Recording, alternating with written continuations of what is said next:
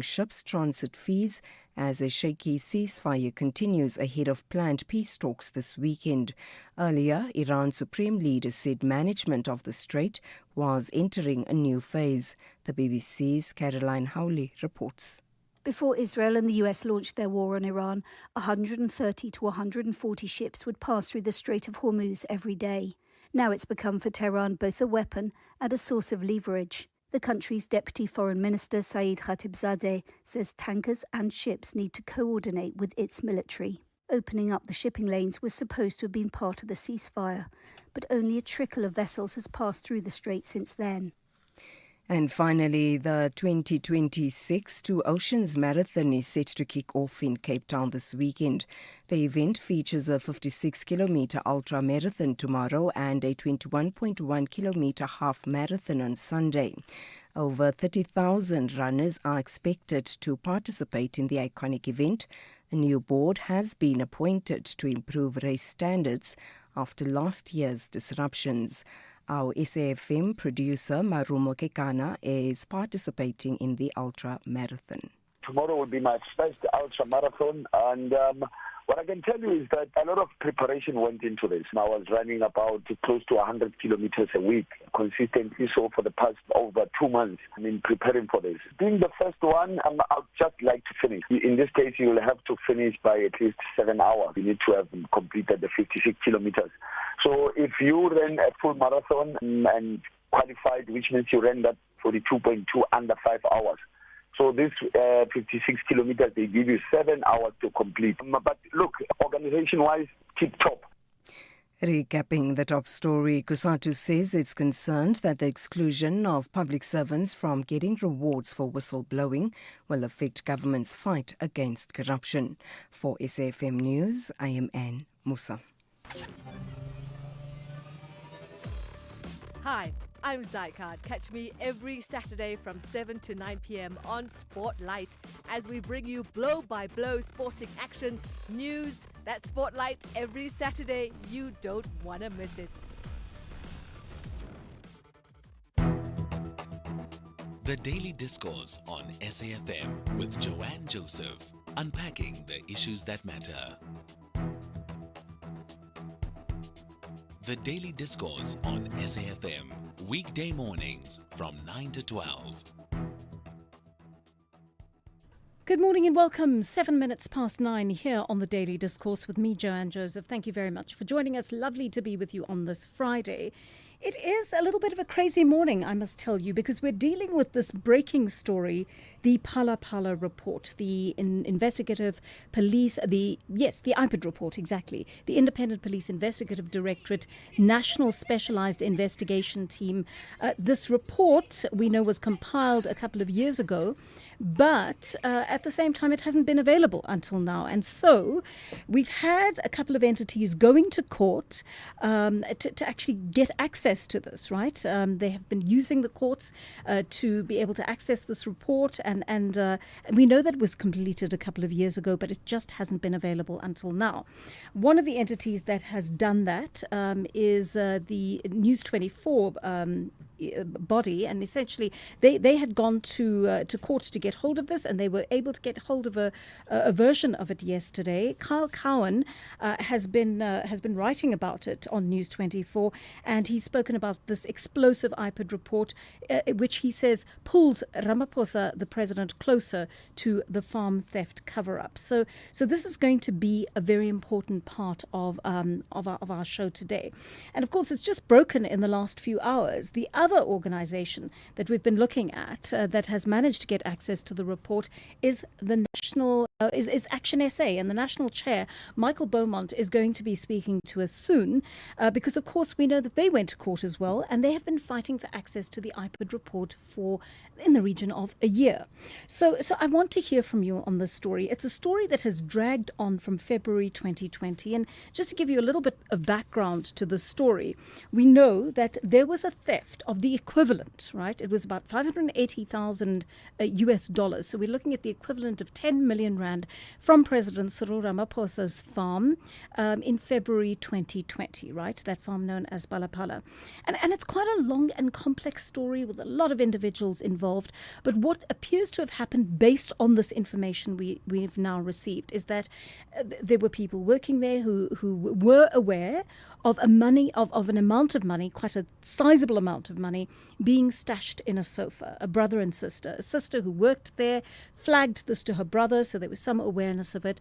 And then there was a robbery in which this money was stolen, the equivalent of 10 million rand.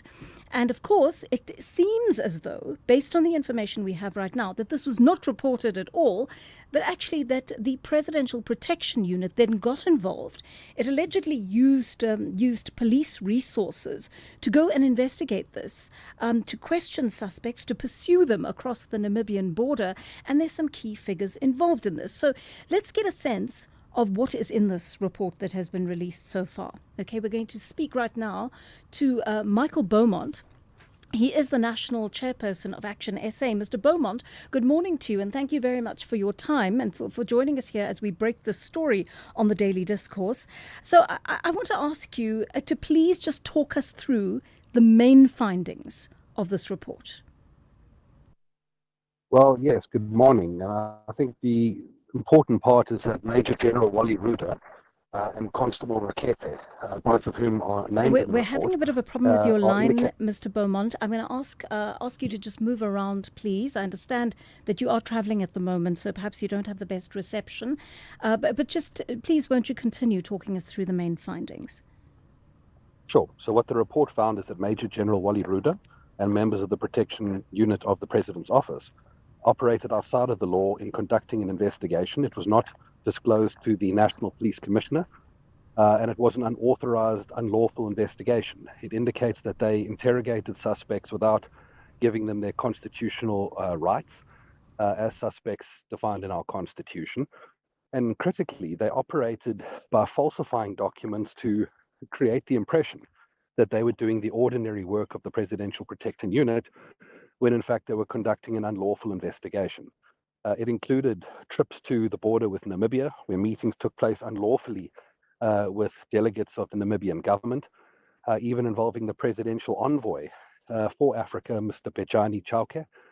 And effectively, these individuals have operated as a law unto themselves. Most concerning in this report is the finding that at every occasion, these individuals used the name of the president in order to justify what they were doing and to avoid questions about the irregular nature of what they were doing.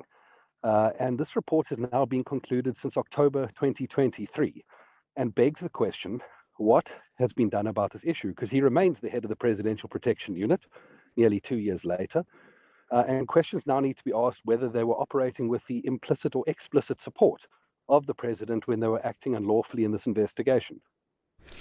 I want to talk through some of the key figures in this, because we've mentioned a few names, and I want our listeners to be able to have a picture of who exactly is involved. So Wally Ruda, Major General Wally Ruda, he is the head of presidential security, as I understand it.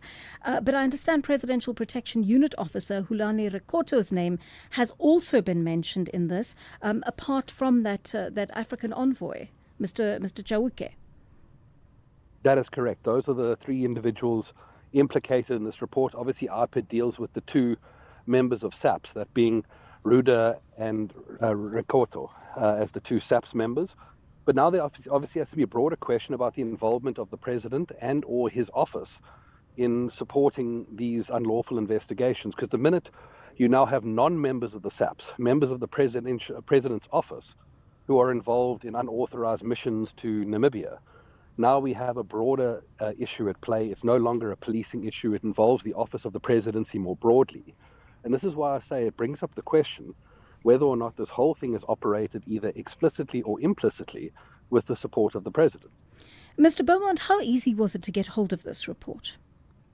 It's been a marathon. We began a process in April last year where we put forward a PIA application. We had every single delay thrown at us. Their email systems were down. It really stopped one short of the dog ate my IPID report. And it was only when we then initiated legal action in January this year that the Minister of Police announced the declassification of this report. It had been classified top secret, which is an astonishing breach of our principles of transparency as a country. And the declassification meant it was available, but we continued applying and they kept refusing us, even notwithstanding the declassification announced by the acting minister. And it was only when we issued a public statement a week ago criticizing the fact that the document was still not available despite the declassification that suddenly IPID moved to give us the report. We received it yesterday, and we believe its findings are enough now for Parliament to start initiating serious consequences and investigations for the President. Mr. Beaumont, do you believe this is the complete IPID report? And I'm asking this question because News 24 is very clear on the fact that it doesn't believe this to be the final report. It says this could have been a summary or a report that preceded the final report. To the best of your knowledge, what version of the report could this be? I think they're partially correct. It looks like a summary. It's a 14-page report, which is a little bit thin for a report of this kind of nature, and it lacks any form of annexures. Normally, a report of this nature would provide associated statements taken, etc., and would be a more voluminous document.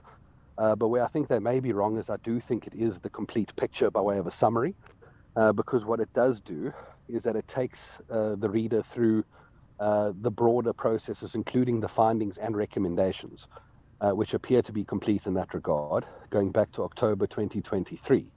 And for what it is worth, as part of our commitment to the principle of transparency, we have published it on our social media pages. It's available for any South African to go and view, because we think the fact that this was kept from the South African people is one of the biggest scandals involved in this process. There's been too much protection of presidents in our country abusing principles of transparency, and that's why this must be information available to all South Africans. Put aside what happens in Parliament, because the ANC has a majority there, and we know that this has come before Parliament, and it's essentially been put aside. But the Public Protector has done an extensive report, and that cleared the President of any of these allegations. Well, firstly, the ANC no longer has a majority after June 2024. And I think where this now becomes interesting is whatever processes we now initiate in Parliament are now going to be a test for members of the so-called GNU, many of whom used to be very vocal on the subject of Phala Phala, and now they're going to have to put their money where their mouths were to demonstrate to the South African people whether they are still committed to those principles or whether they're committed to blue lights and public vacations paid for by the taxpayer. So this awaits to be seen. As it relates to the Public Protector's report, it was actually the Public Protector's report that initiated the IPID investigation. Because although she cleared the President in a finding that we disagree with fundamentally, she did indicate that these individuals had operated outside of their legal mandate, and it was her report that occasioned IPID to do the investigation itself. So this is interesting indeed, because we know that this case has also gone to the Constitutional Court. The EFF has brought that. We do not have a result from this court action, and it's been over 500 days. Does that concern you? It certainly does. The EFF's application is related but different. So what they have done is they have taken Parliament to court to say that when the investigation report was tabled before Parliament and the ANC majority before June 2024 was used to shield the President from accountability and to ensure there was no proceedings of impeachment, they contend that that was a process that was unconstitutional. And for what it's worth, we fully agree with them. It is different but related. It's a very important case. We are glad to see that finally there will be a judgment within the next month, but it is a vital case, and we support and commend the EFF for taking that action, because as Action SA, we weren't in the South African Parliament before 2024, and therefore we wouldn't have standing in the Constitutional Court on that issue predating our representation in the National Assembly. And we hope that they win, because we think Parliament acted irrationally in protecting the President, and we need to bring that issue back to a Parliament that the ANC no longer enjoys a majority in. So, Mr. Beaumont, what's your next move as Action SA?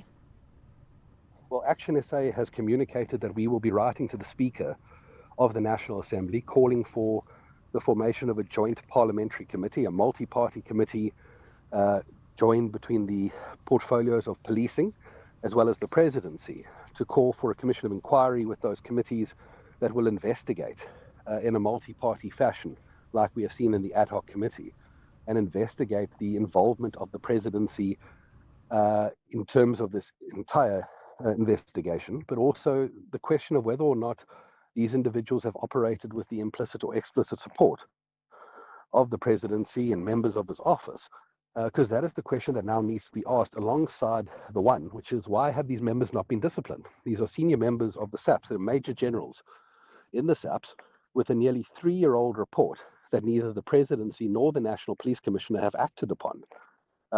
It was classified top secret clearly to make sure they were never acted upon, and they were always shielded from accountability. And now questions must be asked why this has been allowed to happen. And it is only through a multi-party committee like we are advocating for, one where the ANC no longer enjoys a majority to protect its own president, and one that now challenges members of the GNU to do what's right and not just expedient, that South Africans will have any chance of seeing justice on this issue. Mr. Beaumont, thank you so much for speaking to us this morning. Michael Beaumont is the National Chair of Action SA.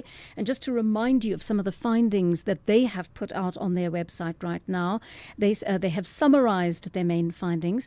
And they say that essentially the report that they fought for 1 year has finally become available to them. They have found that Wally Rueda, who is the head of the Presidential Protection Unit, and fellow PPU member Constable H.H. Rekorte refused to participate in the IPID investigation, despite the fact that they are members of the SAPS. They go on to say they involved themselves in an unlawful investigation without opening a docket or reporting their actions through the proper chain of command to the National Police Commissioner, that they falsified documents to ensure the investigation was funded by the South African Police Service under false pretenses. They incurred irregular expenditure, flying drivers from Pretoria to assist in the investigation. It is extensive. It needs interrogation. And the question is it the final version? There is doubt as to whether it is the final version. So we're going to wait to see what more information emerges in the next few minutes, days, hours. And the first thing that we have done, of course, is given right of reply to the presidency. We had our producers, Melissa and Ginewe, reach out to Mr. Vincent Magwenya. He is the presidential spokesperson. We would love to hear from the presidency on this issue. We know that the president is out today. He's doing an inspection at one of the power stations, and so that is where he's going to be for much of the morning. I'd be very surprised if journalists who are following him there don't ask him questions on this issue, but it's going to be a very important one, and we'd love to hear from you on your opinion on this. Here on the Daily Discourse with me, Joanne Joseph, Ginewe and Melissa, our producers, and Paul at the sound desk, Colin behind the camera. Give us a call on our studio line 086 000 2032.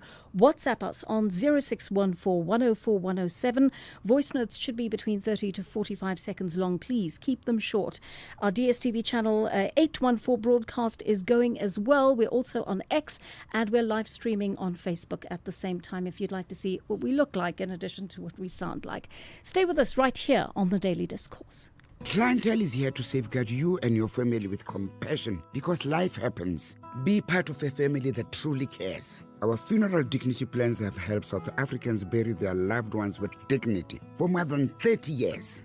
Let us help you create a meaningful tribute that honors your life and those of your loved ones. We pay out within 24 hours and you will get double with a clientele funeral plan. Our plans are affordable. Pick the option that suits your needs. Easy to apply, no medical examinations and no paperwork. SMS SAfm to 48031. That's 48031. Clientele Life is an authorized FSP and licensed life insurer. T's and C's online. Standard rates apply. Moro, Moni, Dumela, Bonjour, Habari. You arrived in South Africa to build something better. New place, new challenges, new responsibilities. Now you can with the Mama Money bank account. Pay your rent, take care of your daily needs, build your life, and when your family needs you, you don't wait. You send money home, quickly, securely, from wherever you are. Because this is more than money, it's progress. Buy your Mama Money card today at Pick n Pay or a Mama Money agent. Mama Money, now you can. Call SAfm now on 086 000 2032. What looks to be the preliminary report on IPID emerging in the last few hours, being made available to parties such as Action SA, news bodies like News 24, and what we're going to ask you to do is comment on that.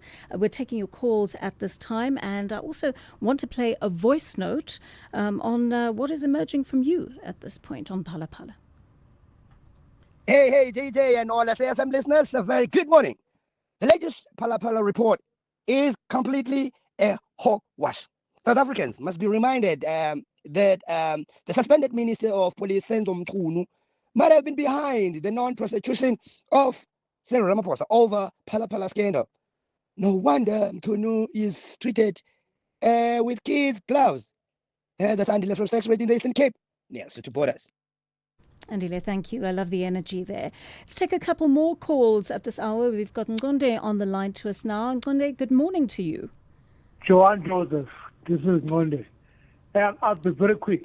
This Phala Phala matter, if you recall, President Cyril Ramaphosa wanted to resign about this matter way back, okay? And apparently, Gwede Mandashe persuaded him not to resign, because he's a billionaire already, So he's going to go to his farm. He said so once he was being interviewed last year, by journalists. So he's prepared to retire. One thing for sure, 2029, he's out of the picture. So to me, it's not really a matter of national interest, maybe to some people, but he's been wanting to resign. So this is a good way up for him. I think I'll end it right there. No, I quite remember that interview in which he spoke about the fact that he was willing to resign. He wanted to resign. The question is, what sort of state will that leave the party in? We know that the ANC has been a divided party, the number of factions within that party for a number of years, and there are parts of that, they're parts of the business sector and other sectors in South Africa that see Cyril Ramaphosa as the kind of glue that's holding the party together now. I don't know whether that perception is true or not. That's up to you to decide. But clearly the will was not there. The push was not strong enough for him to resign at the time. And that's clearly why he decided to stay. Thank you very much for that call, Ngonde. Teddy has a message for us on Phala Phala. Teddy has sent us a voice note. Let's listen in. Good morning, Jojo, and SA listener. Jojo, the president have a case to answer. All those people that are involved also have a case to answer because they do it unlawfully. And I'm so glad that right now this report can be public and the public opinion can be now heard. So that everybody must be equal before the law. And I'm so disappointed in the Constitutional Court because they're not releasing the judgment yet. It's here in Cape Town. Thank you so much. Thank you so much for that, Teddy. And there's some important points here. I take Ngonde's statement, I take his point that the president doesn't need to be in the presidency anymore if he so desires. He could resign whenever he wanted. And you're quite right. He is an established business professional. He could simply sail off into the sunset and continue in that vein. But there are questions around the conduct of people who work for the SAPS. For starters, there's protocol, right? When a crime is committed, you have to report that crime.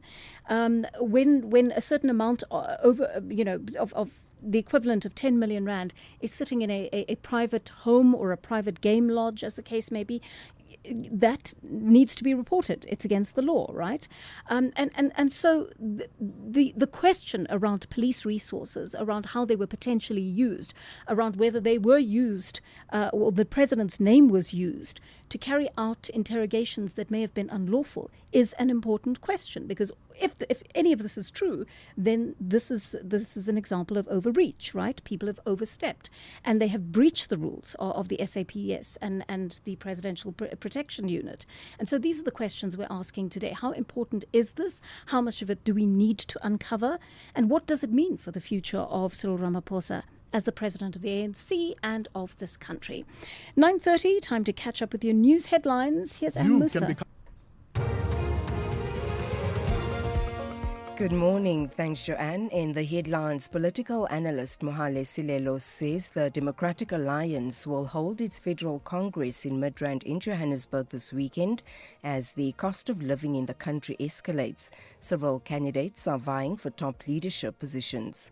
COSATU says it's concerned that the exclusion of public servants from getting rewards for whistleblowing will affect government's fight against corruption.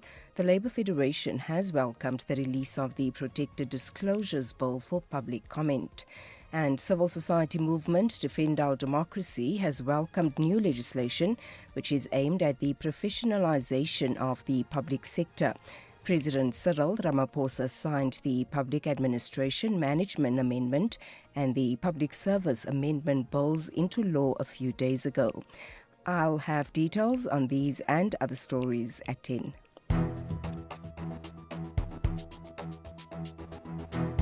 The Daily Discourse on SAfm.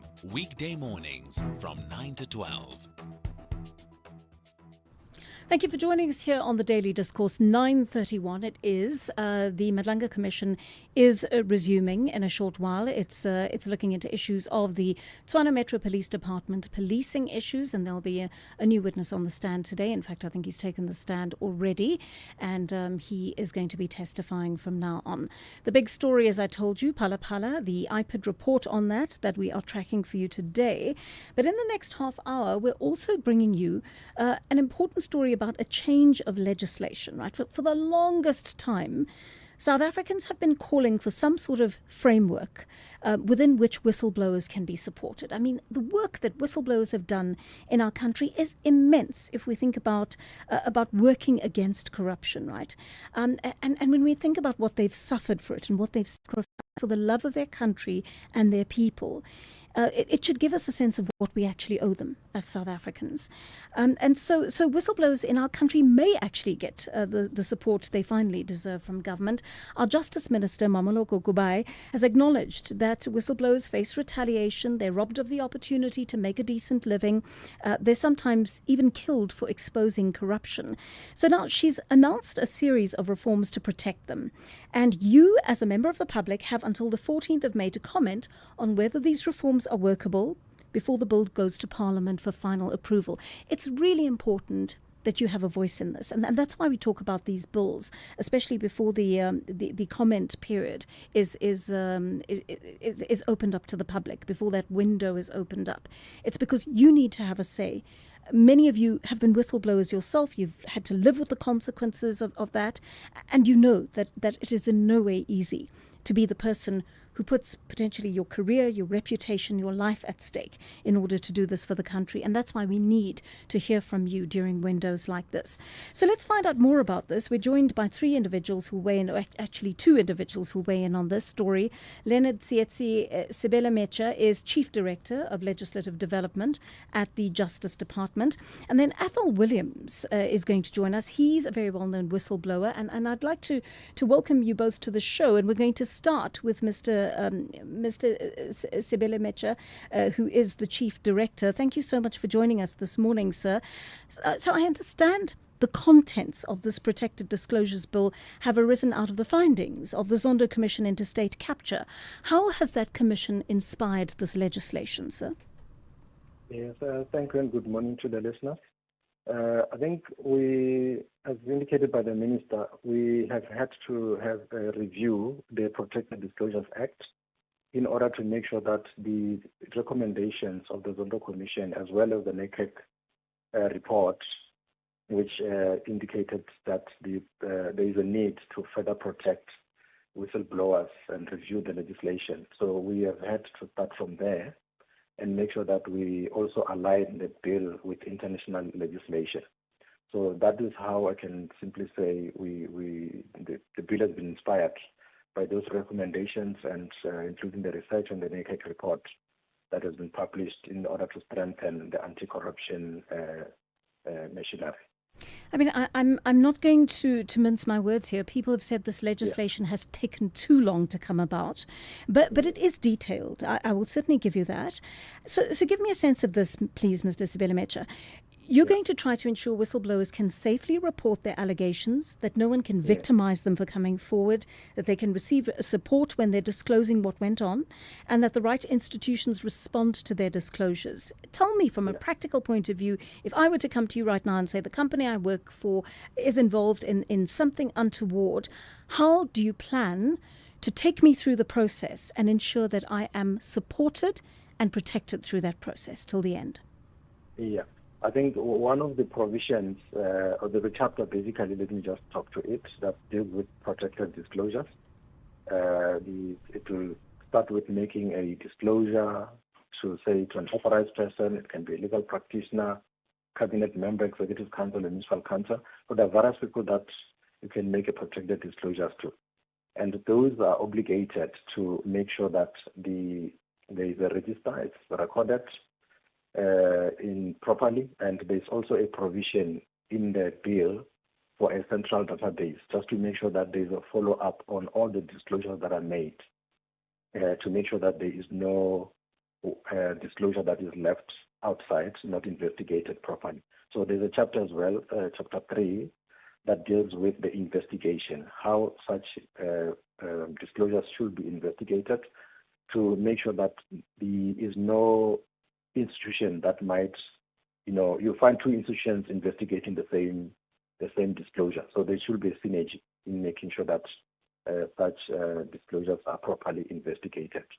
And there's an acknowledgement to the disclosure that must be in writing, as made to the authorized person, and then there's a prescribed manner there's a manner that is going to be prescribed in the regulations to make sure that there is a procedure of people knowing, once I've made a disclosure, how is it going to be taken forward. Those regulations are still going to be made. So once we finalize the act and in Parliament, we'll then make the full process or outline the process in the regulation. All right. I want to drill down to some of the details here.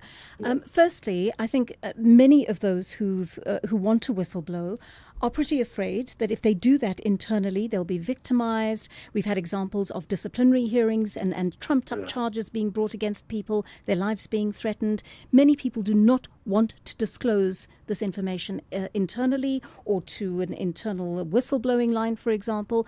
Who can you go to if you don't want to disclose the information within your company or institution? Yeah, remember there are certain persons that are authorized that you can make a disclosure to. Give me an example of those bodies or individuals, please. Okay. For example, there's a legal authorized person who would include a legal advisor. I talked about cabinet members of the municipal council. So there are various other people that might be outside of the organization that you can go to and report to. There is a specific process that they will have to follow to make sure that that disclosure is properly recorded. If, for example, that there's a part 2 in chapter 2, which talks to it talks to making disclosure to authorized person other than the employer of the disclosure. Right. So there is then a procedure that you can do it in writing, electronically, orally. There's going to be a prescribed manner that we are going to detail in the regulations in order to make sure that that disclosure is properly recorded. Even though you're illiterate, you are still able. That's why we say you can still do it orally. All right. So I want to talk about protection next, please, Mr. Sibelemecha. Yeah. And that's we know this has been a huge issue for whistleblowers. From what point onwards do you have the protection of whatever authorities you envisage are going to look after the people who are making these disclosures? Yeah, there's a chapter 4 that talks to the protection of disclosures, which firstly will start by making sure that there's confidentiality, that any authorized person must not disclose the information regarding the identity of the disclosure. There is protection from occupational detriment or detrimental action. There is also, so there are various protections, including the witness protection for disclosures. There's also a legal assistance that could be given to a person who has made a disclosure. So the entire chapter makes sure that there is a procedure that can be followed to ensure that a person is properly protected. So how do you intend to protect whistleblowers from individuals at a very senior level in governmental or private organizations who could harm them? Because, I mean, you've given me an example of the legislation around that. But if I'm a whistleblower who's going to work every day, and the very people I've accused of misconduct are in that office, and they're my senior managers, and attempts are being made on my life, assassination of characters taking place, etc., how does one? I mean, the legislation is something cold and clinical, right? That sits in a law book. It's not necessarily something that is going to translate, to my mind, to the daily reality of that individual. How are you going to make sure that it does? Yeah, basically, firstly, it's when a disclosure is made, the first point is to make sure that the identity is not disclosed. If that confidentiality is kept, then there would not be anyone else knowing who has made a disclosure. I think that is the first important step in how the legislation starts to protect. Then the investigations will be done, and depending on the type of protection that a person might need, then that assessment will be made through the investigation. So there is that element of saying, if we don't disclose who whistleblowers are, then there is no room for us to be saying people can be, there could be detrimental action against them. But however, the Section 21, Clause 21, it's not yet a section now, Clause 21 does talk to that procedure in terms of where a person seems that or realizes that there is a detrimental action to that person, they are threatened or there's an attempt. So they should be able to report it, and then it could be properly investigated. Then appropriate measures will be taken to make sure that that person is protected. So let's talk about, sorry to interrupt you there, but let's talk about the specific measures. Can people face criminal charges if it's found that they attempted to quash an investigation of this kind, or attempted in some way to jeopardize the reputation or the life of a whistleblower? Yes. Let me give an example with Clause 21 that I was on regarding the detrimental action from occupational detriment. The Clause 21 8 does say a person who contravenes the provisions of subsection 1, which talk to ensuring that you don't disclose you don't subject the disclosure to any action that is detrimental. They can face it's an offense, and imprisonment thereof can be up to 15 years, not exceeding 15 years. And then there's a fine as well, or it can be both. So there are certain offenses that are built in particular clauses that talks to protection. That's good to know. Thank you very much, Mr. Spelamecha. Stay with us, please. I want to bring into the conversation someone who's been listening in to what you've had to say, Professor Athol Williams. He is a whistleblower. He's a senior fellow of management practice and strategy at the Said Business School and academic director of the Oxford Advanced Management and Leadership Program. He joins us from the United Kingdom now. You might remember he went public about corruption at Bain, South Africa, where he used to work. And he was effectively exiled to the United Kingdom, leaving his family behind and fearing for his life. Professor Williams, good morning to you, and thanks very much for your time. How do you feel about the new legislation? Good morning, Joanne. I kept, in response to questions about the legislation or the proposed legislation since yesterday, I kept asking myself, would I recommend to someone I love, to my daughter, to my wife, to my close family, to blow the whistle with looking at this new bill for protection? And I would absolutely not recommend anyone blow the whistle, because I don't believe the government, the Ministry of Justice, has taken the whistleblowers' interest serious. Just listening to the gentleman you've been talking to, I have no confidence that if I did stand up and blow the whistle, that the government would protect me, understands my situation, and is willing to intervene with actual acts. Right? This bill offers no funding by government, no creation of any government control capacity. It's all big on intent and very little in terms of actually changing the prospects of whistleblower protection. I mean, you're raising an important issue here, and this is the issue of the sort of cash reward system that government is looking at the possibility of introducing, but it hasn't gone there in this proposed legislation so far. I mean, people often lose their means of living, they lose their houses, their cars, their ability to educate their children, to survive even. How intrinsic should that have been to the drafting of this legislation, Prof. Williams? Well, Joanne, firstly, this bill is a promise to the citizens of our country. It's a promise that says, if you stand up for the good of our country and speak up against corruption in our country, we, the South African government, will protect you, will care for you, will make sure no harm comes to you. That's what this bill claims to do. But it fails to do that because it doesn't take whistleblowers seriously as individuals, as humans with dignity, as our constitution promises. So, for example, there isn't a single whistleblower that I know in South Africa, myself included, who is saying we want reward, right? What whistleblowers are, and what whistleblowers are public servants, right? Ordinary citizens who become public servants when they saw a need to be that. All we want is to be compensated for our losses. So exactly as you say, Joanne, so where I've lost my job because I spoke up, I'm looking to the government to make me whole. That's it.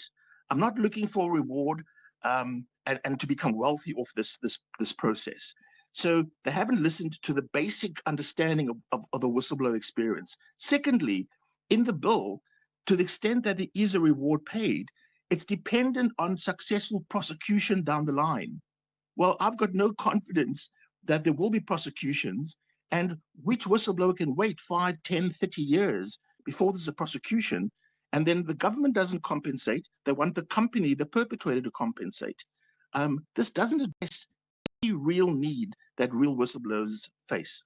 So let me challenge you on some of these things, because government appears to have made an effort to answer some of these questions. The time frames are certainly much tighter than before. I think that an investigation has got to be completed within the period of a year, if I'm not mistaken.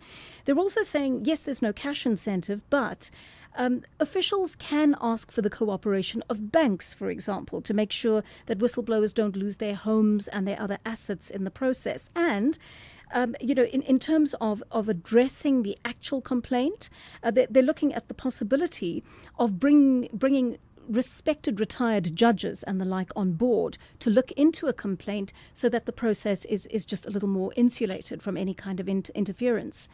How do you feel about those solutions? Do they still not work for you? Even the words that you use there, Joanne, they can do, they may do. There's nothing about what they will do with a commitment, right? You asked the gentleman from the Justice Department what the government will actually do, and all he could do was refer you to clauses in the bill. This is the fact. This is the lived reality of whistleblowers. There is no one standing up and supporting us actually physically, right? There's no one I can go to in government who will say, we will support you.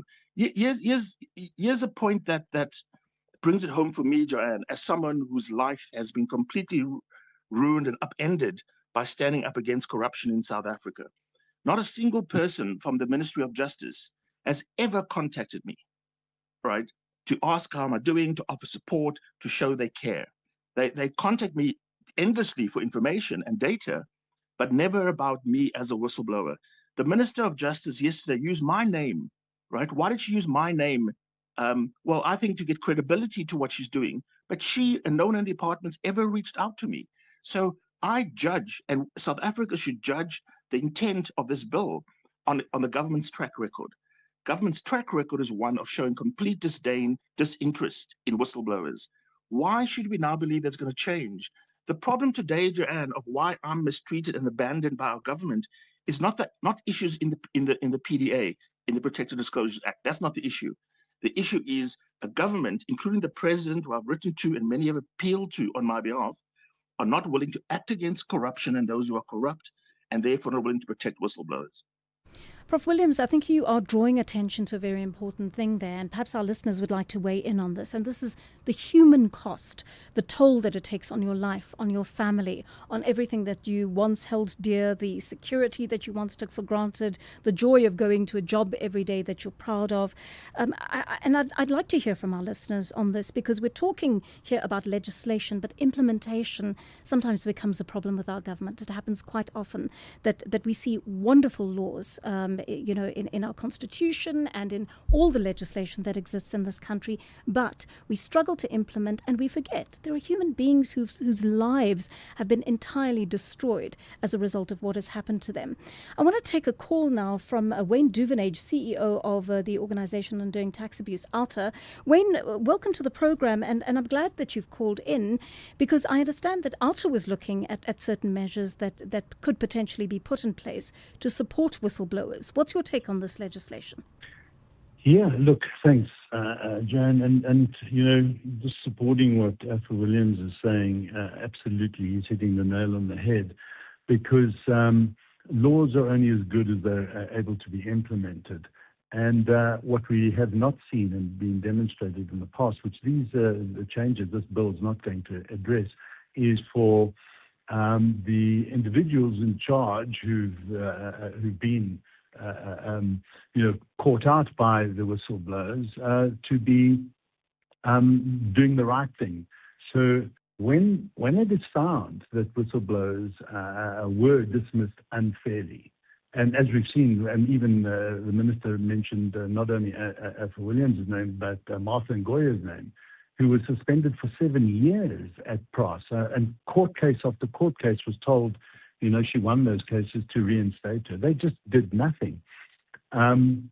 Will there be accountability? Will they not do the right thing as they have demonstrated in the past? That's our biggest concern. And to the points that are raised, we need a dedicated entity to whom whistleblowers can go to. To say that there will be retired judges brought in to look into these matters, but they are not given powers. So you can have those retired judges giving recommendations, but they should, and they should sit within an entity, an independent entity that has the powers to enact and take action against the individuals. Otherwise, we will see this continued lack of accountability, and nothing really changes. So, as I said, Joanne, we've got many good laws in this country. Our constitution is brilliant. You'd expect that if the rule of law flowed, that we wouldn't have the problems we have. But that's the problem. The rule of law doesn't flow. People get off. Nobody's held accountable, or very few, and the system just continues. So that's our biggest concern. So it hasn't gone far enough. Yes, there have been some changes which are moving in the right direction, such as early protection and some physical protection, and broadening the protection to other members of the family. But it certainly hasn't gone far enough to protect whistleblowers, to the extent that they now will feel comfortable to stand up to this abuse of power and this authority that just runs roughshod over due process.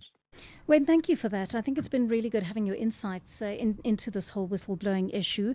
And I do want to come back to you at this point, Mr. Sibelemecha. One of the issues, the human toll has not been addressed. That is the allegation from Professor Williams.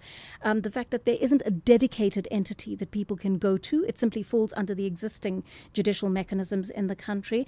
And that some of the most important aspects, potentially, of this bill are mere recommendations. They're not things that government is necessarily going to enact. How bold can government be in introducing this kind of feedback to what will finally become the legislation that is enacted? Sir? Yes, thank you. I think what has been said, which is constructive criticism, or what is required and the process which we're undergoing, is public consultation to make sure that the public make their inputs with regard to the gaps that they see, as indicated, and ensuring that when we go back with the comments received, we are going to then say, these are the comments and this is how we think we can address them. So I've taken note of quite a number of issues that were mentioned that the legislation does say, but it said it doesn't go far enough. But and I think in the words of the latter speaker, it's a move in the right direction. It is for the public now at this moment to make sure that they submit their written comments to ensure that all that they think is not clearly covered is then raised so that the government can then go back and have a look at it and say, have we covered all the areas that have been raised that are said not to be good enough in order for us to strengthen further the legislation. And I think we still going to have another opportunity in Parliament beyond the executive part processing when the bill is introduced in Parliament later on in the year, where also with what improvements would have been made out of the public consultation, there will be another consultation process within the parliamentary system. I think that would, receiving written comments as well, will assist to go a long way in making sure that we strengthen those areas or gaps that are being pointed out as gaps. But thus far, we believe that we have done enough to make sure that we have a mechanism that is going to assist in making sure that all of the issues that have been raised are dealt with. Thank you. All right. Thank you for that, Mr. Sibelemecha. Let's take a call from Cindy in Joburg. Cindy, what's your take on this? So thanks for taking the call. I'm very intrigued by this bill because we talk so much about the public sector, but what about the private sector? I know of a very close colleague of mine that suffered occupational detriment from being a whistleblower because it involved, the management and leadership at the highest level, so at board level of a JSE-listed organization. And what did they actually do? All they did is found the whistleblower and got rid of, or well, not even, definitely, they did not know for sure that there was a whistleblower. On a suspected allegation of that being the whistleblower, that person suffered occupational detriment. If you look at the Protected Disclosures Act, it only protects a whistleblower if the disclosure is made in terms of the company's own whistleblower policy, which is basically written by the boards and the leadership of those companies. So even the Protected Disclosures Act, as far as I'm concerned, doesn't give you sufficient protection. I mean, the shareholders of a public listed company are not even considered, the people who you can send that kind of whistleblower report because you're in breach of the Protected Disclosures Act. Right. So, we focus on the public, but trust me, if you look at the amount of corruption in the private sector, and it's just that because, the decisions are made at board level, and because it's minuted and the admin of it is done, it doesn't mean that there's no corruption. Absolutely. So that's just my view on this whole thing. Thank you so much for that. Really good hearing from you. And of course, Professor Athol Williams is an example of someone who suffered the effects of private sector corruption. I want to thank them both. I want to thank Mr. Sibelemecha and Professor Athol Williams for making themselves available for this discussion. And thank you for your input. You can become a victim of a legal problem: wrongful arrest, assault, uncontested divorce, rental disputes, maintenance matters, or labor problems. It can happen to you. Clientele Legal provides tough professional lawyers for an affordable monthly premium. Our legal team is standing by to assist you 24 hours a day. Join today. SMS SAfm to 32195. That's SAfm to 32195. Clientele General is an authorized FSP and licensed non-life insurer. T's and C's online. Standard rates apply.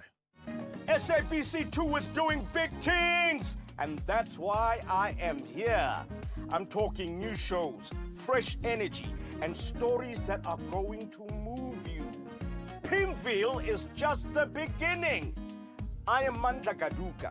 Catch me Monday to Friday at 9 p.m. Live in every beat, the pulse of SA.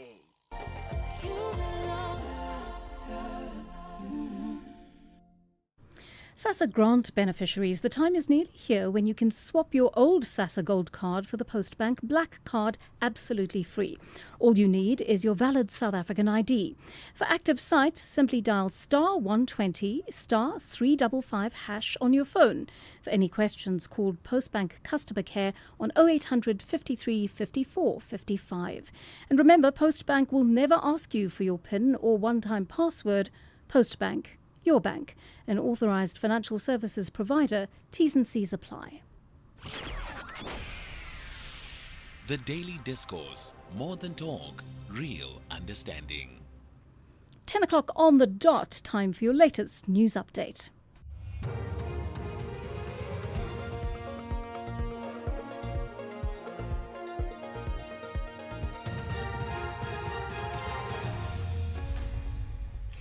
In our top stories, two accused in murder of rapper aka abandoned bail application, and suspended Tshwane Metro Police Chief testifies at Madlanga Commission. Good morning.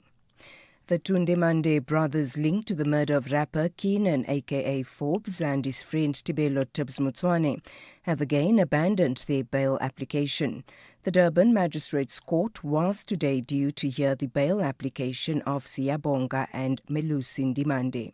During the last proceedings, the brothers informed the court through their legal representatives that they would seek bail after previously abandoning their application. The siblings were extradited from Eswatini last year. They were then transferred to the Ebongweni Super Maximum Correctional Facility in Kokstad in January due to security concerns. Suspended Tshwane Metro Police Department Deputy Chief Umashi Dlamini has started to testify before the Madlanga Commission of Inquiry. He is accused of sharing confidential bidder information. Allegations of corruption related to a multi-million rand tender have been brought against the city. The tender relates to the procurement of security services. Evidence leader Advocate Tebogo Musikedi has introduced the new witness. Mr. Dlamini will be testifying today on his statement, and then after that, only then we'll start asking probing questions. Mr. Dlamini does have long-standing commitments, so we cannot sit for the entire day today. We have tried to see how long we can stay, but at best, Chairperson, we cannot sit later than 12 o'clock with your permission, of course. And then we'll have to call him again, where he'll be asked probing questions. For the purpose of today, we'll try and limit our questioning to a clarity-seeking question on his statement, and then hopefully we'll get through till 12 o'clock, and then he'll come back, Chairperson. COSATU says it's concerned that the exclusion of public servants from getting rewards for whistleblowing will affect government's fight against corruption. The Labour Federation has welcomed the release of the Protected Disclosures Bill for public comment. The aim of the bill is to protect whistleblowers from victimisation. It provides legislative interventions in response to recommendations in the Zondo Commission's report. COSATU has urged government to resource witness protection programs to ensure the safety of whistleblowers.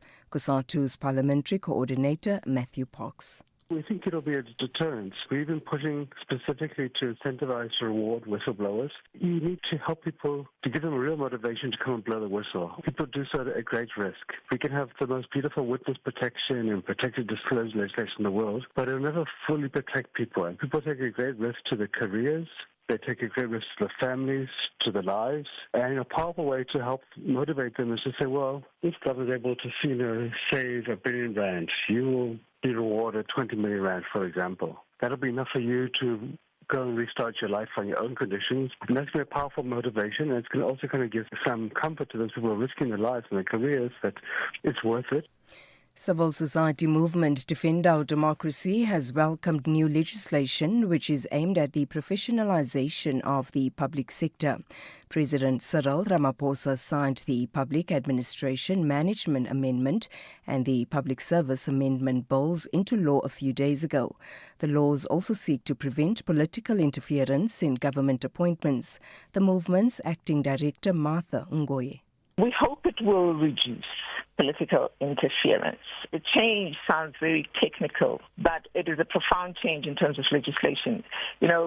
It's always a problem in terms of implementation of legislation. The reality right now is that there is law that really dictates how we need to deal with the difference between the political office and the administrative office. So one is always hoping that the law will be complied with, and if not complied with, necessary steps will be taken. And those that don't comply with the law should actually be ousted. And finally, political analyst Mohale Silelo says the Democratic Alliance will hold its federal congress in Midrand in Johannesburg this weekend as the cost of living in the country escalates. Several candidates are vying for top leadership positions. Voting for federal council positions has already begun. Silelo says the gathering will take place at a critical time. I would characterize this leadership congress of the DA as leadership at a critical moment, because we now know that the DA is going to the federal congress wherein they are going to elect a new leadership that will take the party forward, the policies of the party forward. The federal congress should balance political power. Whether they are going to balance the black or white leadership, it's up to the congress to decide. Ensure that they garner more support and voters in as far as the local government elections are concerned. But the most important part is that the congress will deliberate on the cost of living. The price of eggs is very expensive. They must come up with the proper policies that can benefit the poor. Recapping the top story, the Tundemande brothers linked to the murder of rapper Keenan aka Forbes and his friend Tibelo Tips Mutswane have again abandoned their bail application. For SAfm News, I am Anne Musa. Across South Africa, online and on radio. SAfm, let's talk. Investing shouldn't feel risky. It should give you security and good returns. Earn up to 7.25% interest per annum with an Absa Cash Invest Tracker for an investment of 100,000 rands or more. Your capital is guaranteed with immediate access to your funds. That's minimum risk, maximum benefit. Absa Private Banking customers can invest from just R1. Open via the Absa Banking app, a branch, a private banker, or 0860 111 515. Your story matters. Absa is an authorized financial services provider. T's and C's apply. SAfm music, crafted to make you feel real good.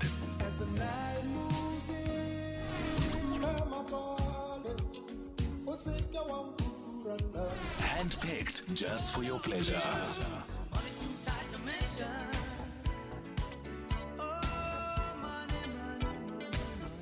Classics sounding so good, only on SAfm. The Daily Discourse on SAfm with Joanne Joseph, unpacking the issues that matter. The Daily Discourse on SAfm, weekday mornings from 9 to 12.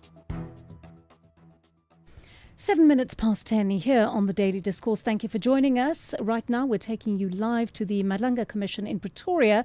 Umashi Dlamini, Deputy Chief of the Tshwane Metro Police Department, is on the stand. Requesting Gubis to provide the ad hoc services in 2024. The letter who didn't have, because it's not within my environment to deploy them. What we do, we process invoice as received from a division that has verified that services were rendered accordingly signed off by that division. Yeah. So all those documents, if you have them or you are able to find them. Yes, they are not there, it's fine. The invoices are there.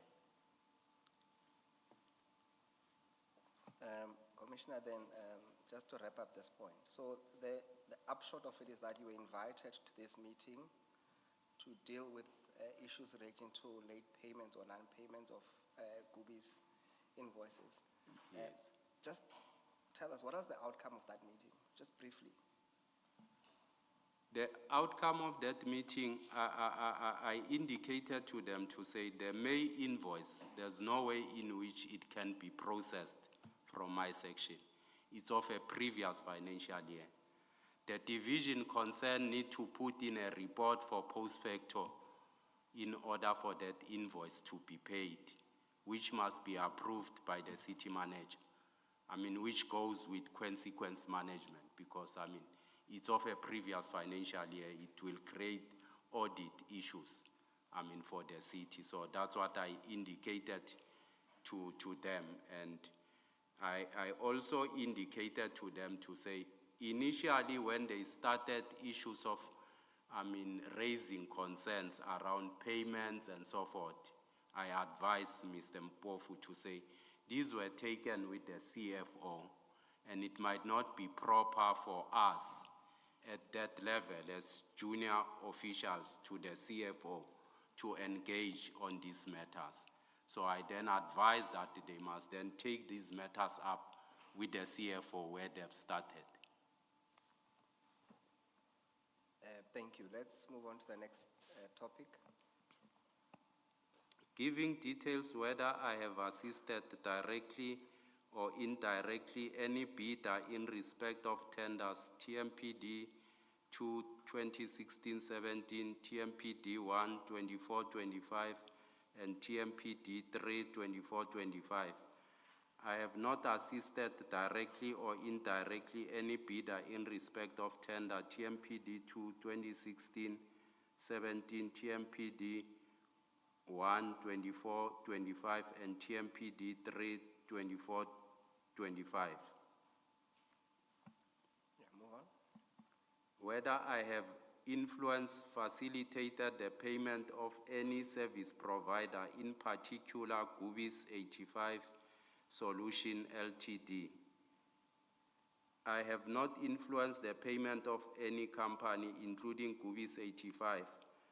I attach herein the source of the complaint, which is reflected in the trail of emails from February 25, marked as Annexure F. My involvement in the case of Gubis 85 Solution and others came later following the request by the CFO concerning the outstanding invoices, which were due for a period of 6 months.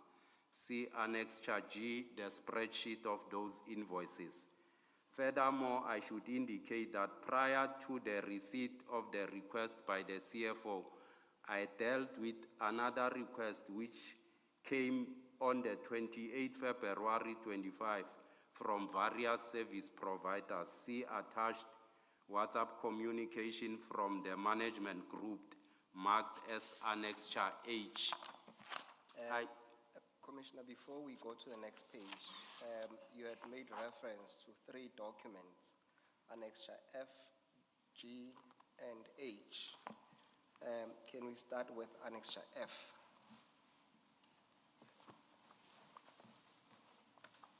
You will see that it says, it's on page 145.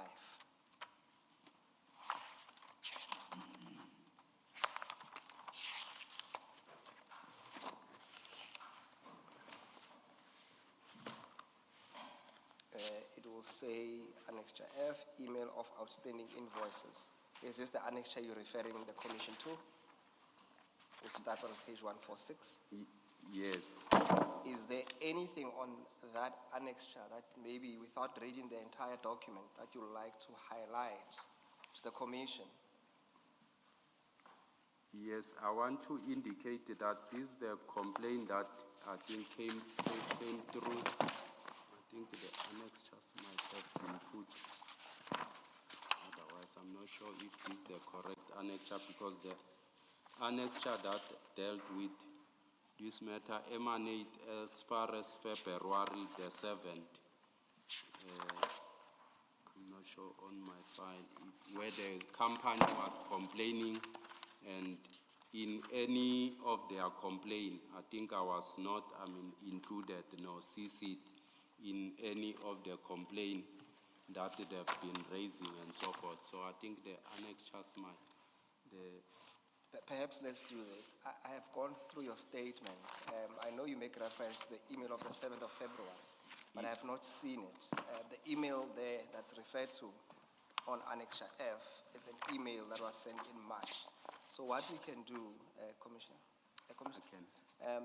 perhaps what we can do is that annexure is not here. Perhaps when you come back, let's put a note so that you can bring that email, because the reference there is a different conversation on a different date. Do you accept that at least? I accept. I have it in my file. It might have been. Yes. No, I've also looked for it. I could not locate it. Yes. And then there's Annexure G that appears on page 149. And it will say outstanding invoices, list of companies.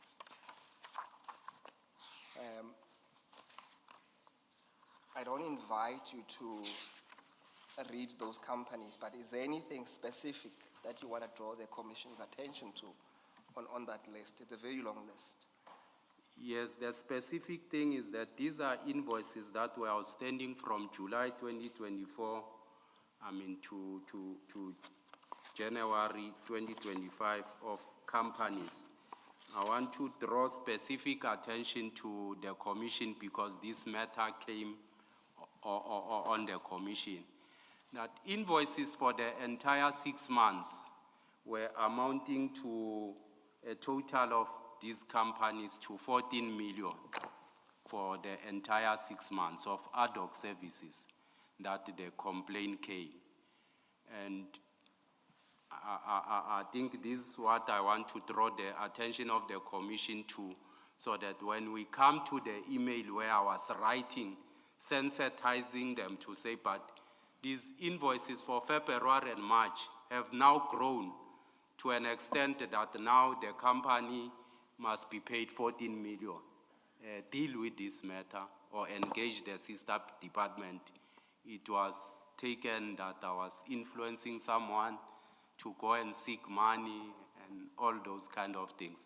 But I was just trying to indicate to say, my division gave me the spreadsheet to say invoices for July to December. This is the spreadsheet as and when they were processed. Then January, February, March comes invoices for January and February with a total change figure of one invoice, amounting to 14 million. It is within my responsibilities to alert them to say, this has grown so much, investigate this, deal with this matter. Perhaps just for clarity, can you just reconcile this for me? On page 150, right on top it says recon for Watchman Services, Water and Sanitation. And then it gives the dates, and then after that it says Asset Protection Unit, TMP, and then it says January Security Service ad hoc. So the document on 150 mentions both Watchman Services and ad hoc. Can you just reconcile that for us? Yes, these were ad hoc services that were deployed by the division Assets and Protection for 3 companies: Triotic Protection Services, Mogalagadi Security Services, which for 2 companies it amounted to yes, so 2.8. What I just need clarity on, Commissioner, Deputy Commissioner.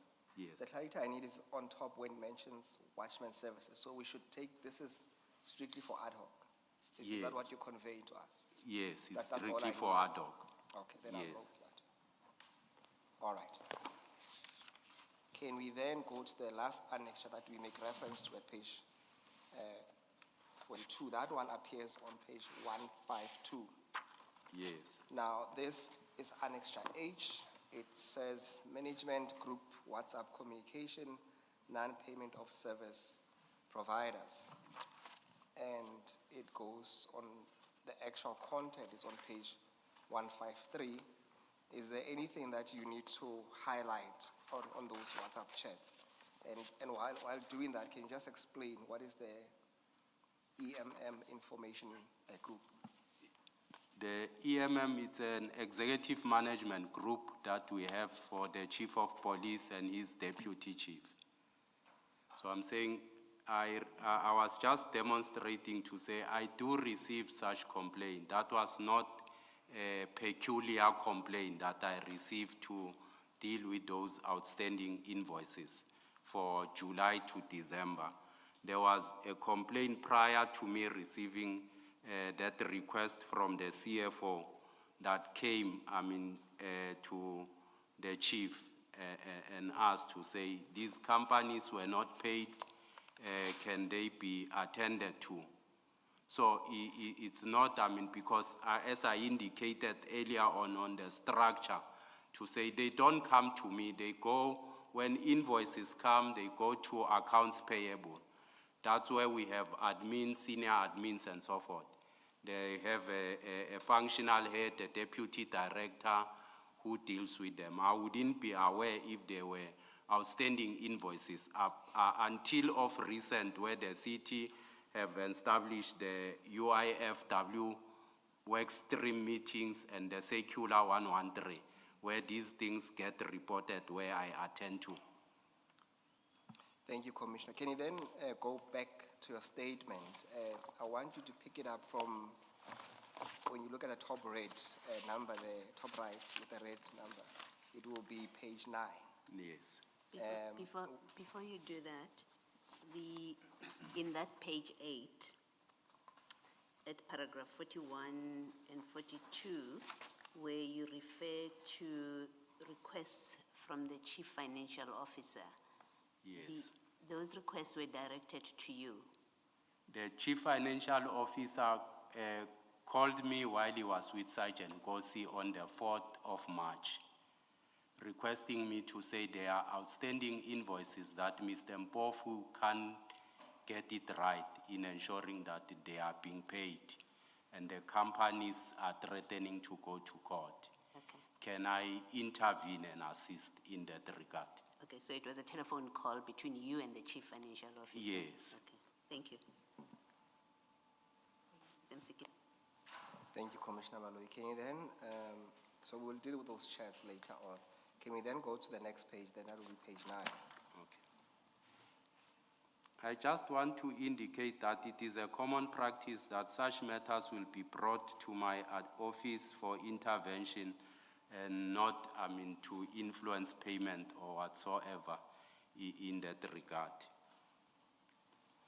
I wish to refute the impression which is created that I am involved in the business of influencing or facilitating payment.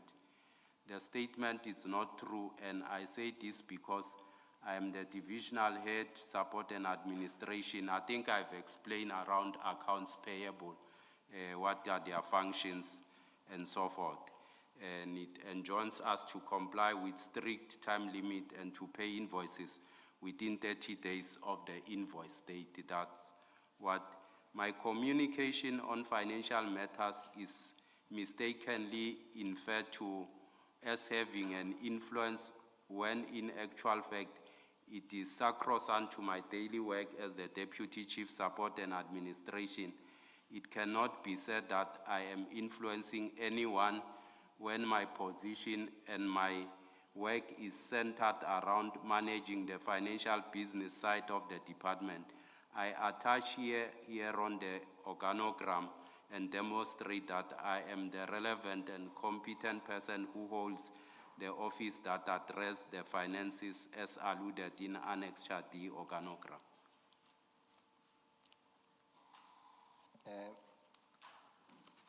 Deputy Commissioner, you make reference to that Annexure I. Do you want to say anything about that TMPD organogram, or can we pass? We it can appears pass on 155. We can pass, Commissioner. I think I've indicated the most pertinent matters around finance, accounts payable, the contract management, and so forth, so that when we come to those things, I can explain them. Okay, maybe then before you move on, Commissioner, the very first sentence on paragraph 43, would it not be correct, though, to say that you are involved in the business of facilitating payments in one way or the other as part of your duties? I am involved, Commissioner, but I'm not influencing this person. I only come as an intervention when there are complaints that are raised through to my office. So on that, at least on that sentence, can we then divorce influencing and keep facilitating? Are you happy with that? Yes. Thank you. Can I just to clarify my confusion? So you say you get involved because the CFO calls you yes. about this, and that's how you become involved. Yes. Can you then just explain the annexures, how then they come into the picture. The annexures in 146, I think that's annexure F. And then you've given us G, you've also given us H. How that relates, if at all, to the CFO calling you to assist with payments. Because the way that I had read it was that your annexures F, G, H are what comes out of the CFO's request to you to assist him. And that is evidence of it, those annexures. So if you can just explain them, because it doesn't seem like they're in any way related. Okay, cool. On annexure, Commissioner, on annexure G, it was the spreadsheet of all the outstanding invoices for starting July 24 up until December. I was just attaching them to say this is the request that emanated from the request from the monies that were owed from the CFO for those companies for a period of 6 months. Yes. And on the annexure H, I was just demonstrating to say these are the requests, they do come. It's not something, out of the equation that I've done when I was helping with the payment when the CFO, said the companies were not paid. I was just demonstrating with the communication from the management WhatsApp group on annexure G. Okay, so annexure G has nothing to do with the CFO's No, request. it has got nothing to do with the CFO. I was just emphasizing to say, as the divisional head, I do get this request to intervene if payments were not done or companies are complaining. Okay, and what about annexure F? What is annexure F? The annexure F, as the evidence leader indicated, it was a trail of email that I wanted to demonstrate that this complaint came from February. I was never included on the emails. There were people who were included in those emails, I think, who are within the department and never acted on that. I just wanted to demonstrate to say, I only became aware when I was called by the CFO to say there are outstanding invoices within the department. Okay, but they have nothing to do with the call from the CFO? No. Okay, thank you. Perhaps just to seek further clarity, remember you had testified earlier on that when you met with Hwadi, Mahlangu, and Mbofu, and they raised the issues of non-payments. Yes. You then ultimately referred them to the CFO's office. Yes. To deal with this. Yes. Then is it your evidence that later on then the CFO reverted to you with the same problem to say you must deal with it? I'm just trying to understand the chain of events. So remember that this meeting with the tree was in March. Yes. So the requests from the CFO, when would those have been? It came before the request of the meeting. After we have resolved their payment for 6 months, they then later on requested a meeting to deal with the outstanding invoices for May that I indicated to say it will amount to a post facto thing. Okay. I think we have to then move to paragraph 45 on page 9. Whether I have influenced or directed the allocation of work by the City of Tshwane or the Tshwane Metro Police Department to any of the service providers, including that to Gubi's 85 solution. My subordinate section in the Support and Administration Division include Administration Bureau, Policing Logistics Support, Internal Affairs, Management Administration Support, and Ceremonial and Employee Wellness. As I attach there, the security falls under Deputy Chief Assets Protection and Security Services. The deployment of security guards to various sites is the responsibility of the deputy chief concerned. I could have not influenced or directed the allocation of work to any service provider. Otherwise, the statement suggests that I had swayed the deputy chief APS or his subordinates to bend the rules, and I deny the narrative is incorrect. Deputy Chief, yes, yeah. It seems to me that you are answering this question on the assumption that everything would have been happening the way it should. I think the subtext of what's being addressed here or asked here is, or rather concerns impropriety. So can you answer the question in the context of that? Because somebody acting improperly would exactly have wanted to do things in a manner that would not come to the attention of, for example, in this instance, the Deputy Chief APSS. Thanks. Now you are talking as if everything was going the way it should. Maybe it was, but the subtext is that it was not. So can you answer the question in that context? Thanks, Commissioner. It does happen, as I'm saying. There's no way I will give an instruction to someone who's not my subordinate to do anything.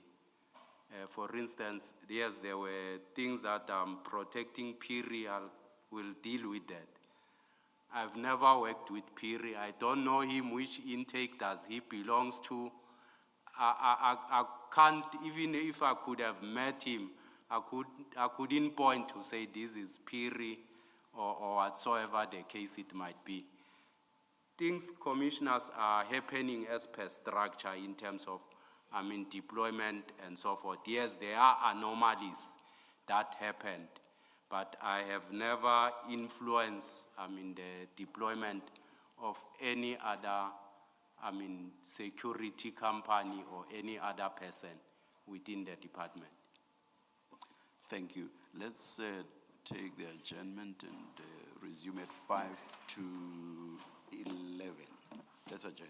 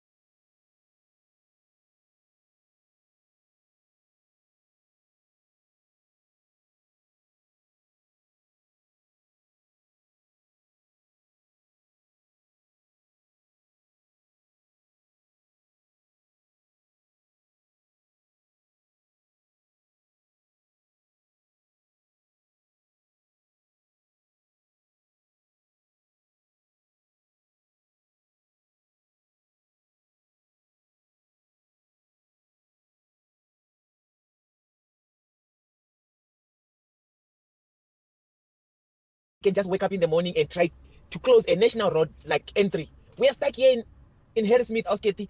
Trucks loaded with goods that is needed, to be delivered. Now we are stuck here. We don't even know what is going on. We are piled up like sardines here on N3, Ausketi. What is going on? So if you are similarly on the N3 like Freddie was this morning, let us know how that is developing. All right, we were talking about the issue of voter turnout as well yesterday. Remember those voter registration periods will begin once again in June, and we will be moving towards the local government elections after that. Let's listen to what you had to say about voter turnout. Morning, Joanne, Prince Interven.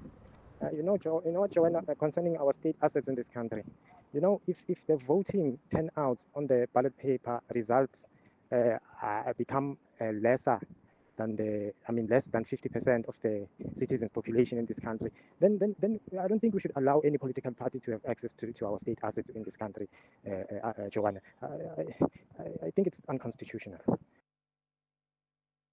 Good morning, SAfm and SAfm listeners.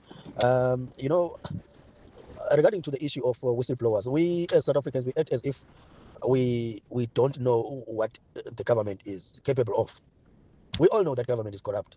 We all know that political individuals, I'm talking about politicians, are corrupt, and unfortunately, those people are in the position of controlling everything. So, for as long as we still think that legislation and approaching court and everything will help us, I swear it will never end. Things will continue to be like this forever. Luzo from Cape Town. So thank you for that. And that was on the back of a conversation that we had earlier in the show with Professor Athol Williams, one of the whistleblowers and the Justice Department, that explained to us this new protected disclosure legislation that is up for public comment. Please, you do have time to comment. If you disagree with what is proposed in that bill, then you are more than welcome to do that. And we encourage you to do that. It's quite important that the Justice Minister hears from us on this issue. And so whatever legislation is enacted is exactly what we need to protect whistleblowers in this country. Let's get an update from one of the truckers on the N3 now. Good morning, Joanne. It's Friday Trucker. Just a quick update. Those who are traveling to Durban and those who are traveling to Johannesburg here on N3 in Harrismith, please just be patient. The road has been open, and thanks to the SAPS response team that came to protect the trucks. You see what happens when the police, responds. There was supposed to be some looting going on. People were trying to loot the truck, but the police responded on time. So thank you so much. And to those tow trucks that helped, thank you very much. N3, guys, thank you so much. All right, that's good to know. So that's things are looking up there clearly on the N3. Another voice note on Pala Pala, and our listener is linking this to Madlanga. Morning, Joanne, and morning to the SAfm listeners. It's Mfundo from Durban. One thing I can just see offhand regards to this Pala Pala issue, it actually makes one realize that this is why we have the Madlanga Commissions of this era where just massive corruption is taking place. It's because they're seeing this from the head down, literally from the head that can stuff 10 million in his sofa. What can we do to get those 10 millions as well? So it's really a realization that the rot is from the top, and it's literally from the top. Thank you. Joanne, excellent reporting, I must say. And you have summed up the situation very well. In my opinion, I don't think anything is going to happen to anybody.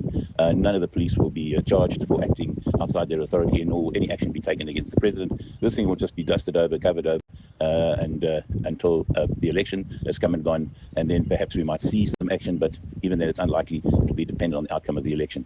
The ANC long ago gave up actually worrying about what the law might or might not say. They do exactly what's best for the party, not for the country. Mike Newlands. Mike, thanks for that. Let's get a taste of your opinion on what's happening internationally. The big story, US and Iran continuing to dominate headlines. Good morning, Joanne. I don't know whether all South Africans should think like the ANC wants us to, because everybody is blaming the Israelites for bombarding Lebanon, which is not right. However, Iran is bombarding UAE, Qatar, and the third country. But people are not talking about that. If they need the ceasefire to proceed, Iran must also stop bombarding their neighbor. Then Israel will also be forced to stop bombarding Lebanon. It seems most of us here in South Africa, we are pro-Iran and anti-Israel. And in from Soweto, thank you. Thank you very much for that. And you are more than welcome to weigh in on that issue as well. Our studio line 086 000 2032. Our WhatsApp line 0614 104 107. Please keep your voice notes short. And on DSTV channel, you're welcome to channel 814. You are welcome to listen to us there. All right, let's pick up on that story that we were just hearing about. The Pakistani capital, Islamabad, having declared an unexpected 2-day holiday to up security and clear the way for important weekend talks with Iran and the United States. Now, both parties agreed to a ceasefire this week after 6 weeks of conflict. It is a temporary ceasefire, I must say. But despite reports of Israel still bombing Lebanon, others of Iran still attacking certain United Arab Emirates states, and delays at the Strait of Hormuz, it seems the fragile ceasefire appears to be holding after all. Let's get some analysis on the story from Professor of History in the International Relations Department at Wits University, Dilip Menon. Prof, lovely to have you on the program this morning, and thank you for making the time for us. Pakistan seems to have had a pretty fractious relationship with the United States in the past. How have they come to play such a key role in these important negotiations that are going to take place over the weekend? Well, what has happened here really is that Trump's tariff policy has basically alarmed the world. So a large number of countries like India, for example, in South Asia, are reluctant to enter the fray and to engage in any kind of negotiations, make peace proposals, and so on. So Pakistan has stepped into the breach here. And that's what we are seeing. And there's always been historically a relation between the U.S. and Pakistan, for better or worse. So I think that's what we need to think about. What is the nature of the relationship between Pakistan and Iran? The nature of the relation between Pakistan and Iran is that it's very interesting, since Pakistan is the one country that has relations both with Iran as well as the Gulf countries. So the Sunni states as well as the Shia state of Iran. And Pakistan has played a major military role in terms of defense pacts that have been signed. So I think the fact that it is the only country which has a direct relationship with Iran works to its favor in the current attempt to parley peace talks. Prof. Menon, Pakistan doesn't recognize the state of Israel. Do you think any long-term peace is possible without Israel's buy-in, especially since it insists the temporary ceasefire doesn't require it to stop bombing Lebanon? See, it's a deeply personal opinion. Israel is a rogue state. It doesn't subscribe to international law and has been carrying on genocide in Palestine, and now it's continuing to bomb Lebanon despite the attempts to bring about a fragile peace in the area. So I think the question of what Israel will do really lies outside the bounds of logic and rationality, and so it cannot be factored into any attempt to bring about peace in the region. I think the thing is that countries have to now think that Israel will act in malevolent and irrational ways, and one will have to find a way around that.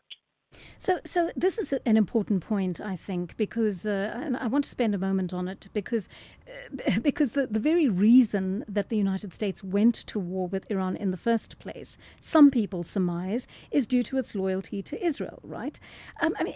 Is it practical or even fair for Israel to have been excluded from the talks when its relationship to this entire debacle is central?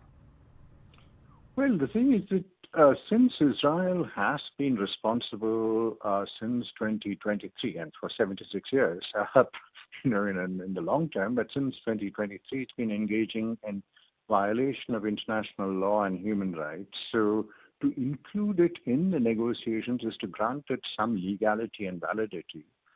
What one needs to do once the peace process has been started is to think about sanctions against Israel for its continuing violence in the region, because it's not enough to have a peace treaty that is parlayed between Iran, the Gulf states, Pakistan, the US, and so on, because there's always going to be the wild card of what Israel will do next. So not including it is perhaps one way of actually thinking about a future in which Israel will become a pariah state, very much like South Africa did for a while, until South Africa redeemed itself with the end of apartheid. I mean, much has been said about Iran's proposed 10-point plan and the US's 15-point plan. Is it clear to you which of these will form the basis for these talks, Prof?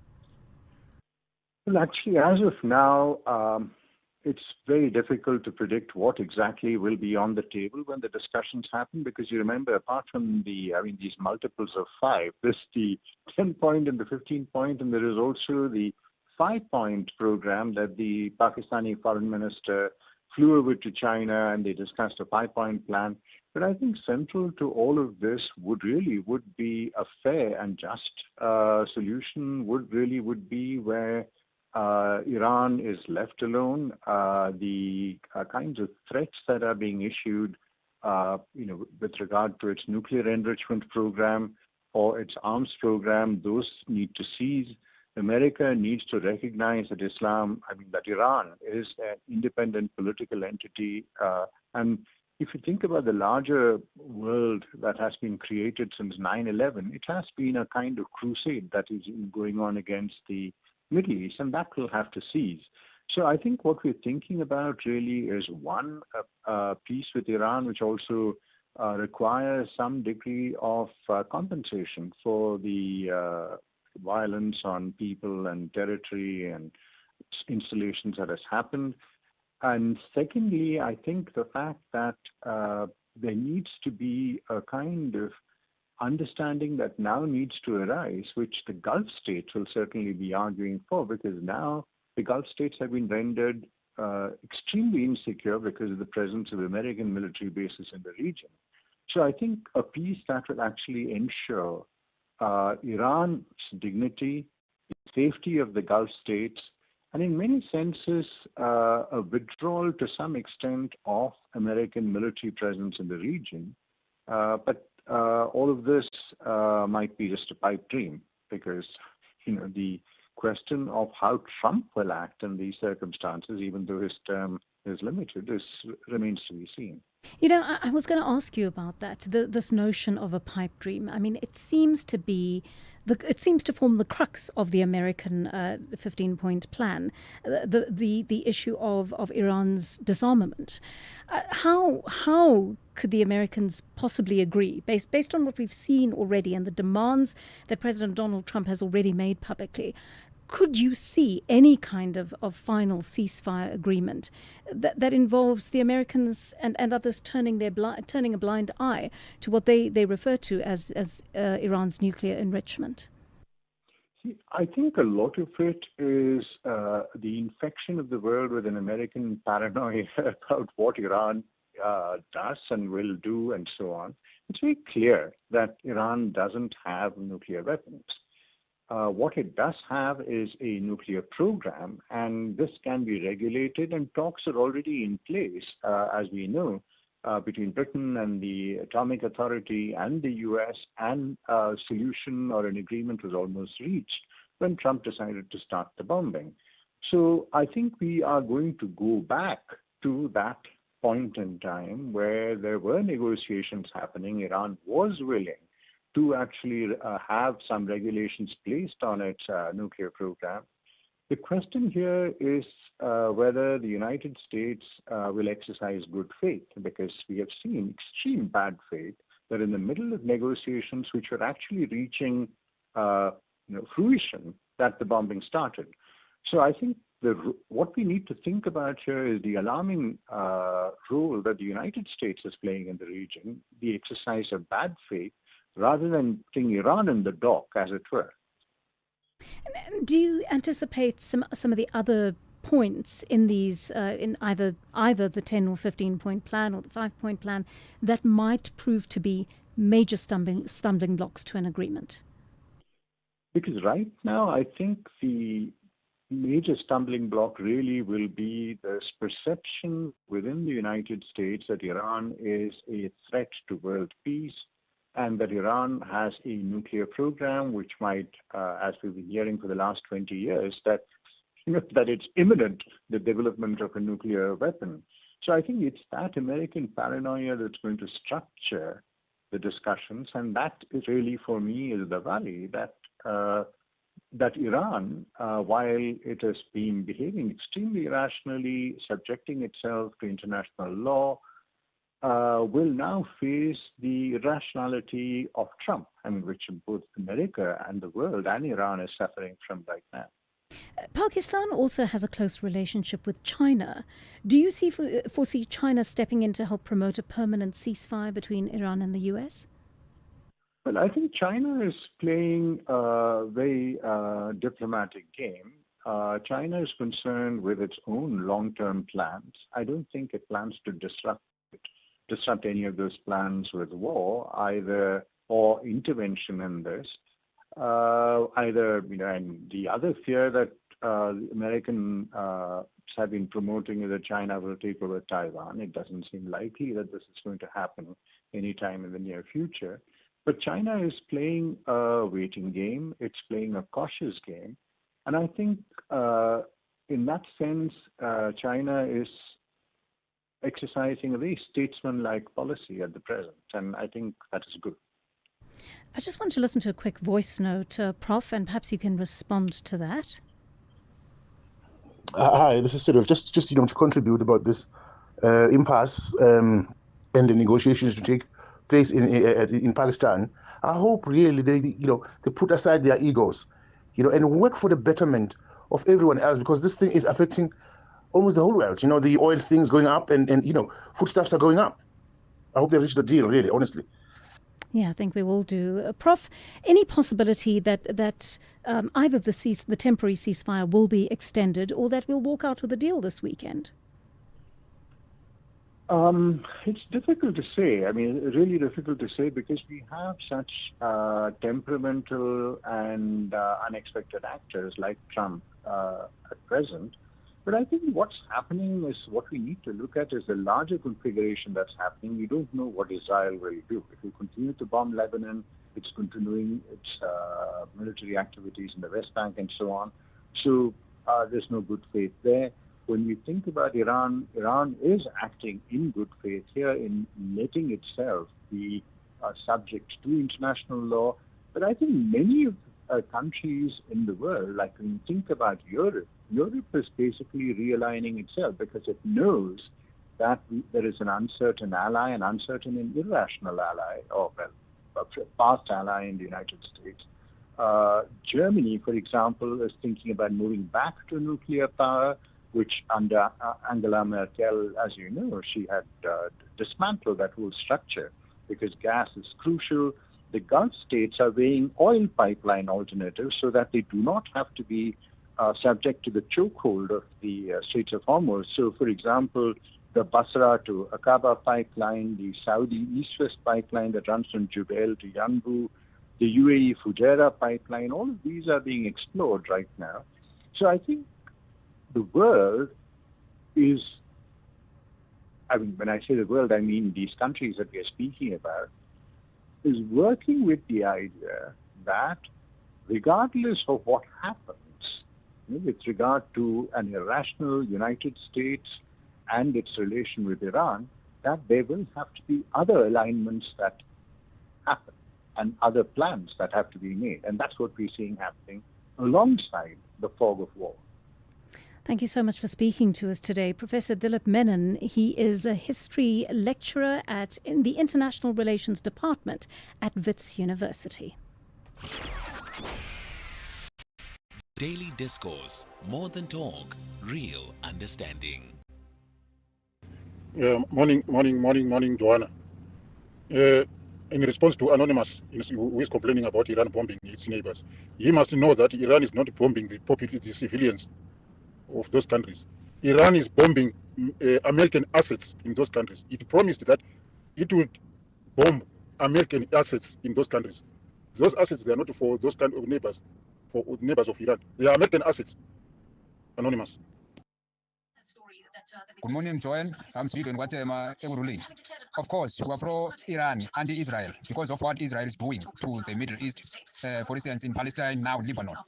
Of course, Iran has a reason to bombard those neighbors because they are harboring the military bases of her enemy, which is America. Thank you. Thank you so much for your voice notes. Do keep them coming. We love hearing from you and we love interacting with you. And I'd like to hear your comments on that interview we did with Professor Dilip Menon. How do you feel about what he's said? He's called Israel a rogue state. He has essentially said, he's spoken about the instability of a president like Donald Trump in the United States office.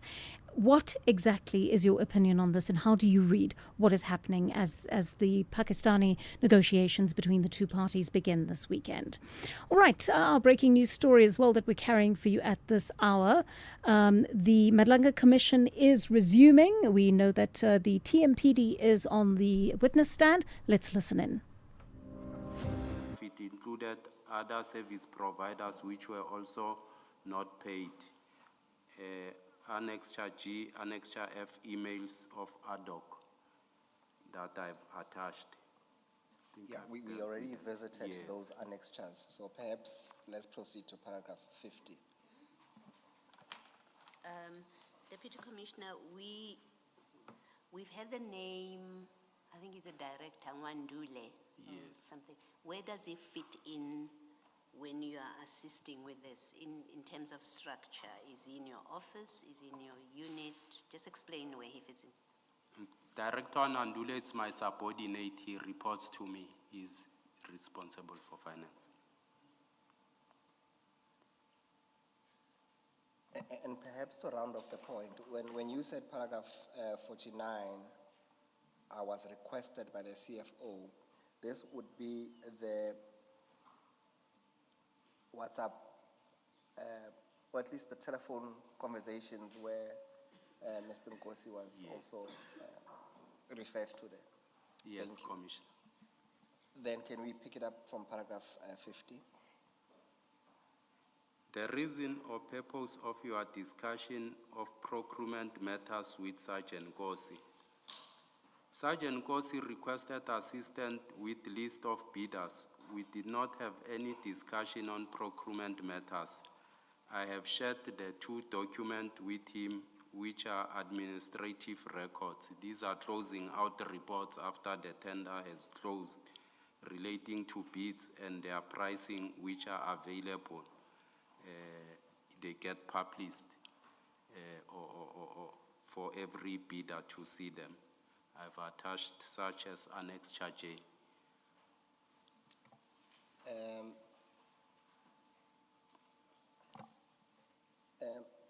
Just to understand, Deputy Commissioner Lamini, you earlier testified, I think at paragraph 13 of your statement, that Sergeant Nkosi approached you with what we at least agreed to a tender process where Ngapesheya wanted to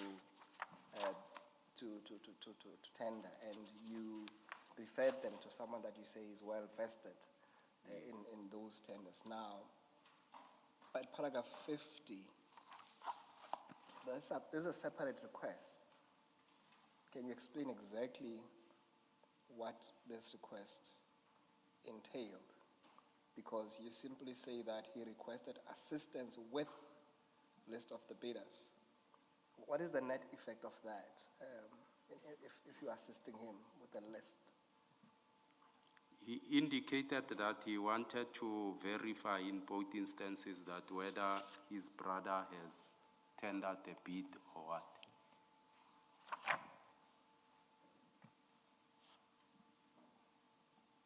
So for now, we can say at least he is advancing the interest of Ngapesheya. Yes. Is that correct? Commissioner. Is that correct, Commissioner?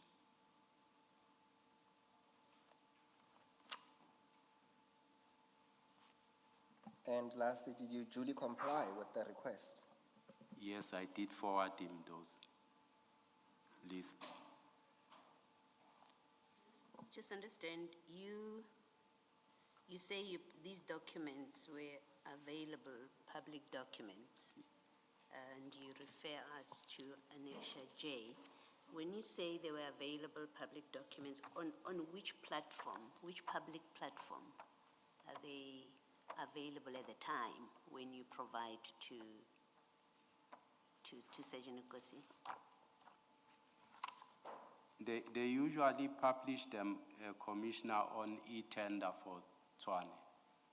So they close out the report, they put them there because when the tender closes, any bidder can request the pricing of those bidders and so forth. But due to administration, sometimes delay of a lot of tenders, it gets done later on. Okay. And that closing that you're referring to, that is before, you say it's a close-up report or something, closing report. It's close out the report, yes. This is before the BEC and BAC processes. It's before the happened. BEC and the BAC processes take place. Okay, all right. So if anyone went onto the website, they would find, after the closing date, Yes. they would find this document that you have attached as Annexure J. Yes. Is that what you're saying? Yes, correct, Commissioner. Thank you.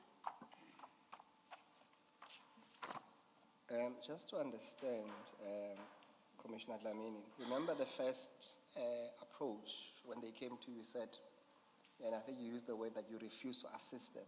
Yes. Now, with the benefit of hindsight, when this request came from Sergeant Ngosi, would it not have been prudent for someone who has outright refused to get involved to say to him, either one, speak to Beggy, who is a director or owner, to use the word loosely, of Ngapesheya, or to simply direct him to where he can obtain this information? He indicated that he can access it on himself, and requested me if I can forward those to him. So it was not in assisting with the tender or anything, because I knew these are public documents that are there.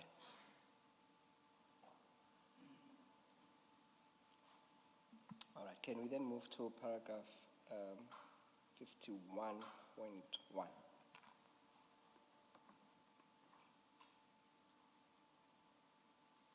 Whether I have discussed payment and allocation of work to Gubi's 85 solution with Sergeant Ngosi or any other person who are not employees of City of Tshwane and the Tshwane Metro Police Department. I have never discussed any payment with Sergeant Ngosi. I only responded to the CFO inquiries which were made through Sergeant Ngosi. The allocation of work is the responsibility of APSS as addressed before. So I was just responding to the CFO because he made inquiries through Sergeant Ngosi after he spoke to me. Commissioner, the document which is Annexure J, not for now. When you come for the second time, bring the one that you find on the website, because I'm going to take issue with your assertion that this is a public document. So come prepared next time. I will. And get the one that you would access from the system and it is publicly available. But I'm going to take issue with your assertion that this was a publicly available document. Yes.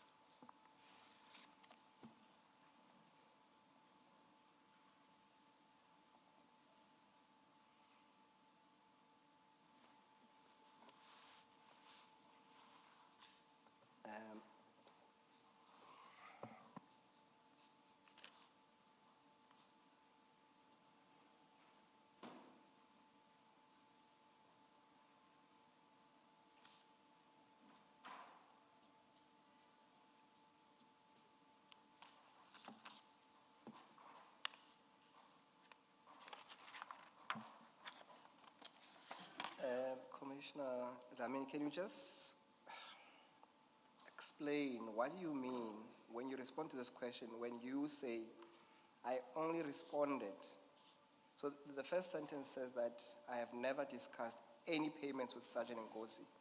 I only responded to the CFO's inquiries, which were made through Sergeant Ngosi. That does not seem to align. What do you understand? What do you mean by that? As I indicated earlier on to say, the CFO spoke to me on the 4th while he was with Sergeant Ngosi. And on the 5th of May, he made a follow-up to say, Nkosi must check with me. How far am I with addressing the outstanding payment? And that's when I responded through that message to Sergeant Nkosi for the knowledge of the CFO, because I did not have any contact of the CFO. What is the plausible reason why you could not at least do it directly with the CFO, this communication? I never had the CFO's contact details. I took it out of that he's inquiring through Nkosi. I know Nkosi, I trusted him, then I responded to Nkosi to give the message to the CFO.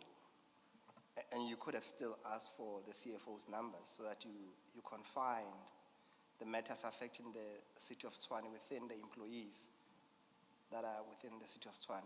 Would that be a fair statement to make to you? It's a fair statement. It never came to me by then.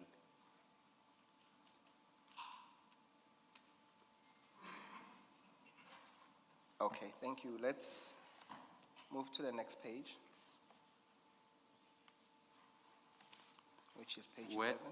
Whether you have any relationship directly or indirectly with Mr. Calvin Madlanga or have met him. I don't have any relationship directly or indirectly with Mr. Calvin Madlanga, and I only met him once in a meeting with Mr. Mpofu. Okay, please proceed. Whether I shared any information relating to tenders TMPD 2 2016-17, TMPD 1 24-25, and TMPD 3 24-25 with Sergeant Nkosi and any other person, including the bidders, outside of the city of Tshwane. I have not shared any information with any other person outside the city of Tshwane, except instances illustrated in paragraph 50 of those requests from Sergeant Nkosi. So the simple answer would be that you have shared the information, albeit you say that it was, for now, say it was public information, but you have shared. Yes. Thank you.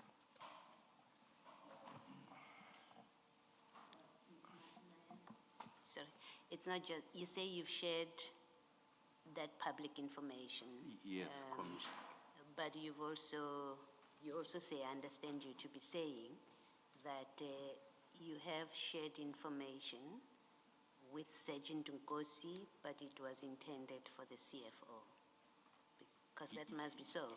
You have City of Tshwane information that you say is intended for the CFO, but it goes to Sergeant Nkosi. So there was sharing of information with an outsider. For the reason that you give. You give a reason why it went to Nkosi. But Nkosi is not in Tshwane, so... Yes, the CFO inquired through Nkosi. I just passed the message through Nkosi to the CFO. I think what I'm trying to get to without creating or expecting it to be a debate is that you were providing information to Nkosi. You have an explanation, you give an explanation. You say, in fact, that information was for the CFO. Yes. But it was given to Nkosi, who is external to Tshwane. I just wanted to be clear about that. Because that will be a subject of debate with you when you come back. I just wanted it to maybe let me rephrase it this way, that my discussion with you will be that you did share information with an outsider. Your answer is, well, it was meant for the CFO. That's what I will be debating with you. It's noted, Commissioner. Perhaps with that in mind, when you come back, something to ponder about, Commissioner Dlamini. And the essence of it is this, is that with information, because it's a consumable, once you receive it, whether it's intended for you or not, you have consumed that information, whether you pass it or not. It's not an item as me passing you a cell phone to pass on to a third party, and then we leave it like that and we take it on face value that It was just sharing of, or at least passing of an item, and information was consumed, even if it was not intended at the end of the day to land with that person. It was conveying the message. So think about what I'm saying to you. Then when you come back, as Commissioner Baloyi said, it is something that we can debate on. Okay. Thank you. While we're there, can we then move on to the next paragraph?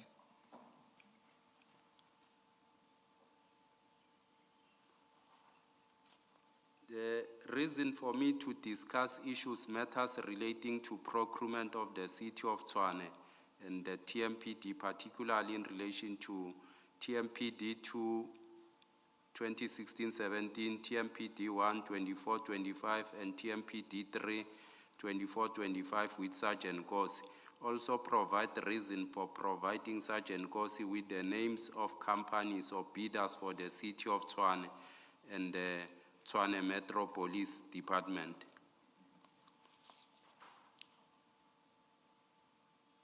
I think it's the same as the one that we dealt with. Yes, I think you are quite right. I mean, I think we just said, look, these answers are untenable for now. Yes. Go and think about them again. Yes. Let's move on then to the next paragraph. Giving details whether I assisted directly or indirectly any bidder in respect of tenders, TMPD 2 2016-17, TMPD 1 24-25, and TMPD 3 24-25 during the procurement stage or process. I have not assisted directly or indirectly any bidder during the procurement stage processes.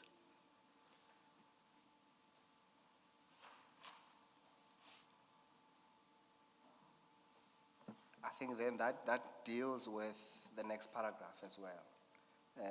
Then let's jump to paragraph 60.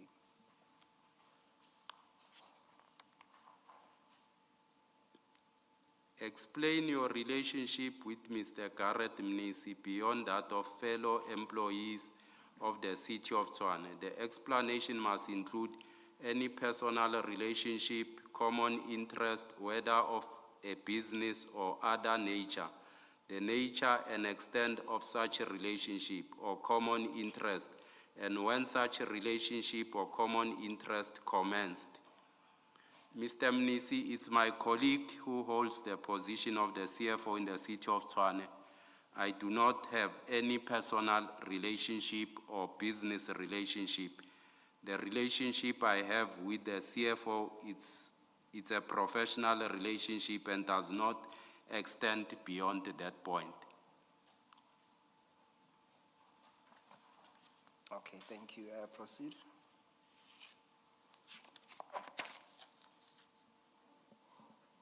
Lastly, explain in detail the nature and extent and purpose of your three-way interaction with both Mr. Garrett Mnisi and Sergeant Nkosi, and why such interaction would have included the business of the City of Tshwane. I think is the question that we'll deal with when we come, as Commissioner Kumalo indicated. That's fair enough. Perhaps on the last question, will you accept at the very bare minimum that at least a common interest you have with Mr. Mnisi is that you both have Sergeant Nkosi as a common person that you both refer to as brother, or at least as having a close relationship with him? Can you at least concede on that score? The question was the relationship I have with the CFO. It's just a professional relationship. Yes. For me to have a brotherly relationship with Sergeant Nkosi, I can't extend it to the CFO and as such. No, that's fair enough. That was not my question. I was saying, and without probing you, to say that if you accept for a moment that Sergeant Nkosi testified that him and Sergeant Nkosi testified that him and the CFO consider themselves as brothers, they have a close relationship. You have also similarly testified that you also consider Sergeant Nkosi as a brother or someone very close to you. Yes. So what I was putting to you is that you have a person of common interest between you and Mr. Mnisi. Is that a fair comment?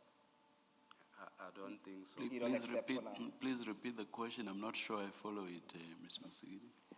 Chairperson, the proposition I'm putting to Commissioner Dlamini is this, is that, and then the simple proposition is that you seem to both share at least Mr. Nkosi as a person of common interest, as a friend. Both of you. Do you follow that? I don't think so, because we are at different level of the relationships. Okay, I knew Nkosi as a young boy. I mean, he used to take that's it, fine. so it's at a different level. Okay, no, it's fine. We'll explore it later on.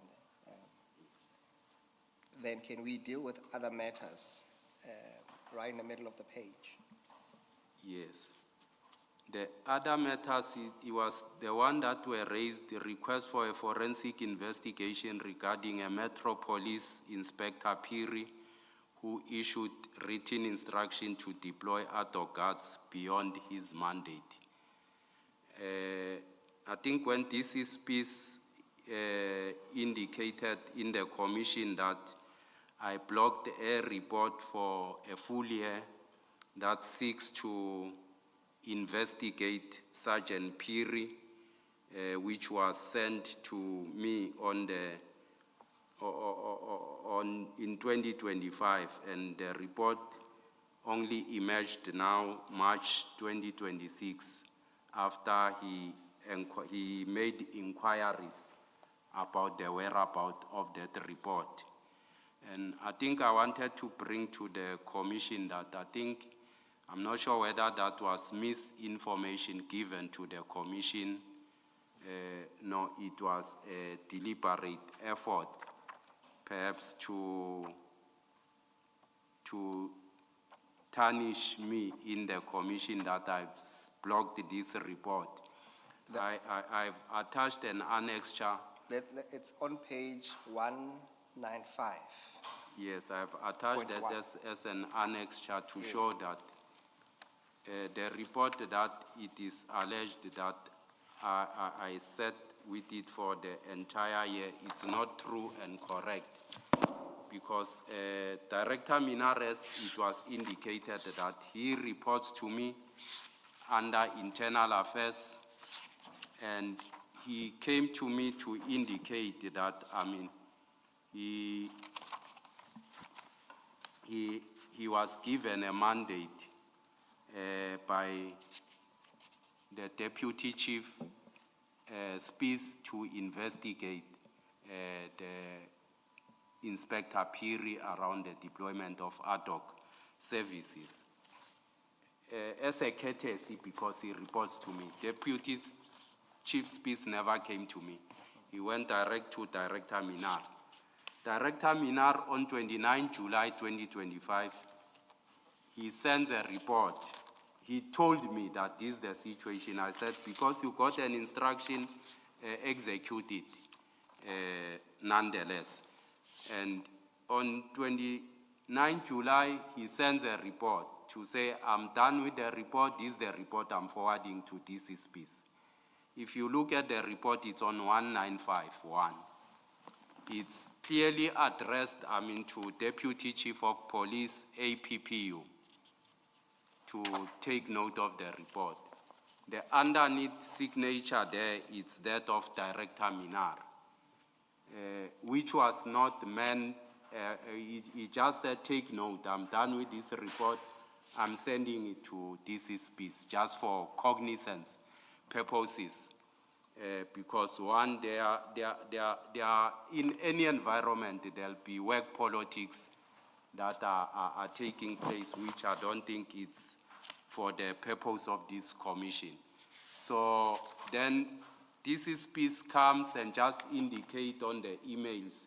It doesn't show the content of that email to say to whom was the letter addressed to, and to whom is it coming to. He indicates that I've blocked that report that was supposed to have gone a year before to deal with Sergeant Piri. So I wanted to deal with that assertion that it was incorrect, that's misinformation.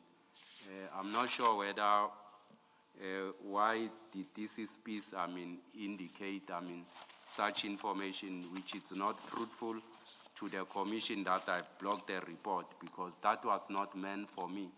That report was sent to him by Director Minar, and because I've told all my subordinates to say, if they are being given job work, either by the chief or by any other person, let them execute it so that we don't avoid putting them at a corner to say, who gave you this work? Why are you doing it without me sanctioning such a work, and so forth? Because employees get caught up in the battle of, the seniors, which becomes unfair for them. So I tell them, if the chief calls you to his office, you go there. If he gives you task, you execute. Just for courtesy, if you alert me, it's fine. Even if you don't, it's okay. If it's not meant for my eyes, it's even fine with that one. So much as I'm saying, I wanted to address that it was incorrect, that it was misinformation, that I blocked in a report seeking to deal with Sergeant Piri. So internal affairs falls under you? Yes, Commissioner.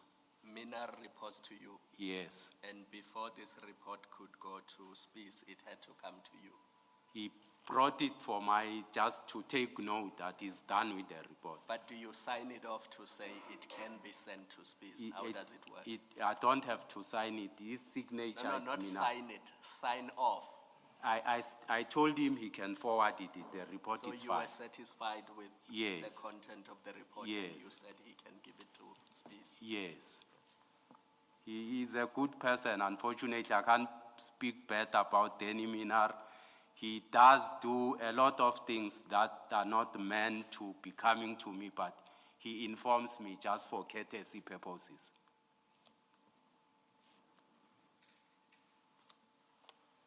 Would you then, Commissioner Dlamini, check if you have that email where you say you did say he can send it off, or at least you have signed it off?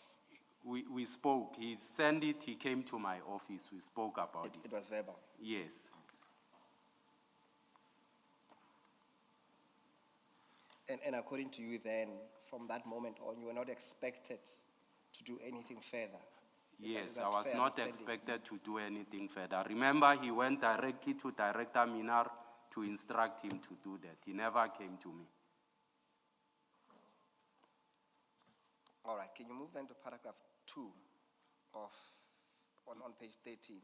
Yes, the second assertion which was made by this piece is that I have influenced the extension of the security tender through the CFO. It's incorrect. I was requested by the Chief of Police to intervene after the extension report was presented by Director Nwandule, which was not approved by the BAC. I have attached annexures, of that, annexure N of the extension report and the request that was made by the Chief of Police and the WhatsApp group management, where the city manager was saying the security tender is coming to an end and he hasn't seen any extension report in his office.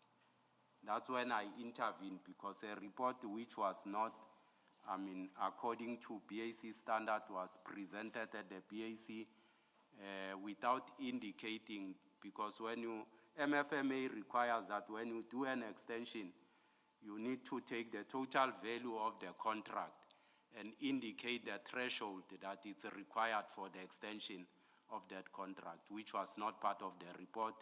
There were no SLAs that were attached to that thing. So I only facilitated and assisted as requested by the Chief of Police to assist Director Nwandule and DC Boleys with that report, because by then DC Boleys was the one who was heading Assets Protection Unit. So I assisted them in the report to ensure that the extension report get presented. So he comes and say, I extended the report to the CFO. The CFO approved because I have an interest of ensuring that Guvis continue to benefit, which is a total lie, because I mean, after this 4 months extension, he also went, acquired other extension, 2 or so, of the extension of the same tender. But he comes and say, I needed to benefit certain companies, which is not factual and it's not true.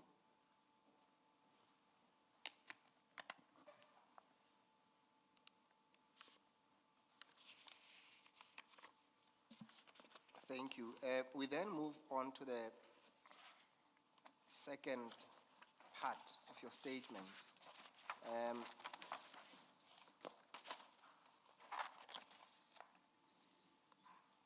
Can you then go to page 17, 17? Yes. And again, do you still confirm that the statement there too, which is 12 pages long, is your statement? Correct, Commissioner. Do you still stand by the contents thereof? Yes, correct. And lastly, do you confirm the signature on page 17 to be your signature? I confirm. Thank you. Then, because we've dealt with issues relating to your responsibilities, I think let's pick it up on page 18 at paragraph 6. Yes. It is alleged that you have a personal relationship with Sergeant Nkosi. As a result of the relationship, it is further alleged that you assisted bidders in winning tenders, in that you had conversation with Sergeant Nkosi about Ngapesheya security, wherein Sergeant Nkosi admit he approached you for assistance in a bid for his brother, the owner of Ngapesheya services, had with the city, and you referred him to an expert of tenders. I consider Sergeant Nkosi as a younger brother. I have dealt with the question of my relationship in the first statement in paragraph 6, 7, 8, 9, and 10 of the notice addressed to me, dated 27 March 2026, in terms of, the regulation as indicated here. It is not true that I have assisted any bidder in winning tenders.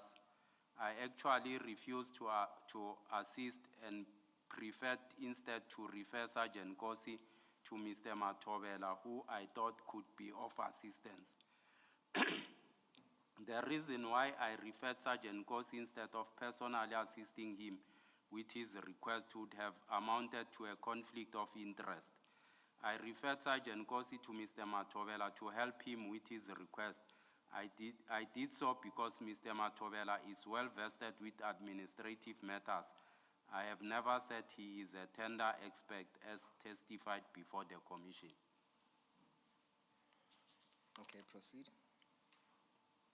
You further leaked confidential and sensitive information regarding the tenders and companies that have sent bids to Sergeant Nkosi, in that you sent him a WhatsApp message confirming the 2 vehicles for land, meaning the tender for land are Ngapesheya and El Shaddai.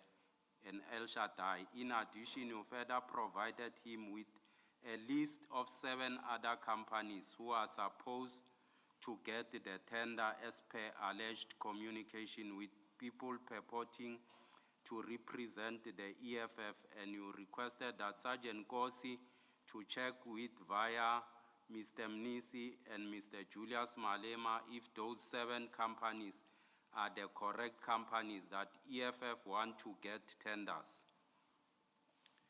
There were no confidential or sensitive information that I have leaked from the city. The information that I sent to Sergeant Nkosi, which included the 2 names of the companies, came from Mr. Matobela and not from the city. I was literally confirming that the 2 companies would be preferred. It was a choice of words from Mr. Matobela to refer to these companies as vehicle, which I adopted in relaying the message to Sergeant Kosi. Maybe I misheard. I heard you say I was literally confirming instead of I was not literally confirming. But as I say, I may have misheard you. I was not literally confirming. Thank you. Thanks, Commissioner. I had a visit to my office by Mr. Muzi and Sipo. The two I know from student movement in the late 80s, who claimed to have met with the CFO and gave him 7 names of the security companies. I then requested Sergeant Kosi to verify with the CFO the story, and only to discover that it was not true.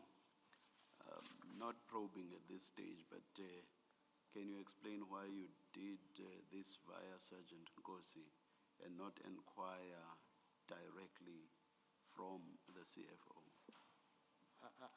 I did not. I know Sergeant Kosi to be having a relationship with Mr. Mnisi. I did not have the contact details for Mr. Mnisi. You work in the same, you work for the same institution, the City of Tshwane, Deputy Chief. Through Commissioner, I don't have most of the group heads' contact details. Yes. All right, thank you. Before you move on, you make reference to the 2 gentlemen, Muzi and Sipo. Can you provide us with their full names? I know Muzi as Muzi Mazibugo, but Sipo, I don't know his surname. I was close to Muzi during student movement. They came, the 2 of them. But you knew this guy from the 80s? Yes. Both of them? Both of them. And almost 40 years later, you say you don't know Sipo's... I don't know his surname. I know him as Sipo, yes. Muzi, we were at school together. Okay. Same school together.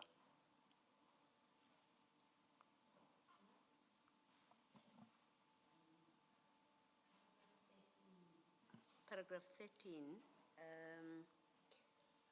I'm not sure that I understand it. You say the 2 companies should be, I was not literally confirming the 2 companies should be preferred. It was a choice of words from Mr. Matobela to refer these companies as vehicles. Can you just explain that? That sentence doesn't make sense to me, because the first time we encounter Mr. Matobela, and I'm not probing, I just want to make sure that I understand what you're conveying here. The first time we encounter the name of Mr. Matobela in your statements, yes, it's that he's an administrative, someone knowledgeable in administrative matters. Yes. And that's why you referred Mr. Nkosi to him, so that he could assist with the tender documents of Ngapesheya. Now you mention him. Can you just explain the context in which you are now mentioning him in paragraph 13? What, he wrote to you, he called you, he met you, he mentioned 2 companies. Who are those companies? Just expand on this so that it makes sense. Sergeant Kosi requested me earlier on to ask Mr. Matobela to say which companies did he assist in terms of compilation, that he has done the compilation of their document. Then I could not find Mr. Matobela by then. And later on, I went back to Sergeant Kosi to say I apologize for the delay after I got hold of Mr. Matobela. And then to say he gave me these names of bidders that he has assisted. So when Sergeant Kosi made the inquiry with you, he did not give you names, he just gave you a general question. Yes. Ask Matobela which companies did he assist with tenders? Yes. Did he explain why he was asking that question? Or did you ask him, why are you asking me that kind of general question? I took it that because I referred him to Mr. Matovela to assist Peggy.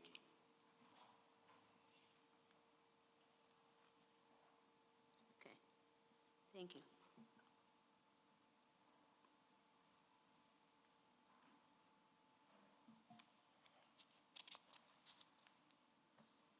I am tempted, without probing, Commissioner, to say that given what you testified earlier on, that your initial take on this matter was that the only assistance you were willing to give Sergeant Nkosi was to refer him to Mr. Matovela. Would it not have been, at least at this stage, also been prudent of you to adopt the same stance, given that you have also mentioned that you foresaw a potential conflict of interest if you get involved? I took it that because Mr. Matovela, I know him for a long time. He worked with me for quite some time. He was actually at ease to say I must contact him, speak to Mr. Matovela on his behalf. That's not my question, but let's park it for now. Okay. Thank you. Let's then proceed. Just also a follow-up on the chairperson's question earlier, which was about why you did not speak to the CFO directly. You see what you say in paragraph 14, that you, through Sergeant Nkosi, you wanted to verify with the CFO. You've earlier in your statement said you have a professional relationship with the CFO. Yes. Can we take it then that you have sat in meetings with the CFO in that professional capacity? Yes. You've had some discussions with him.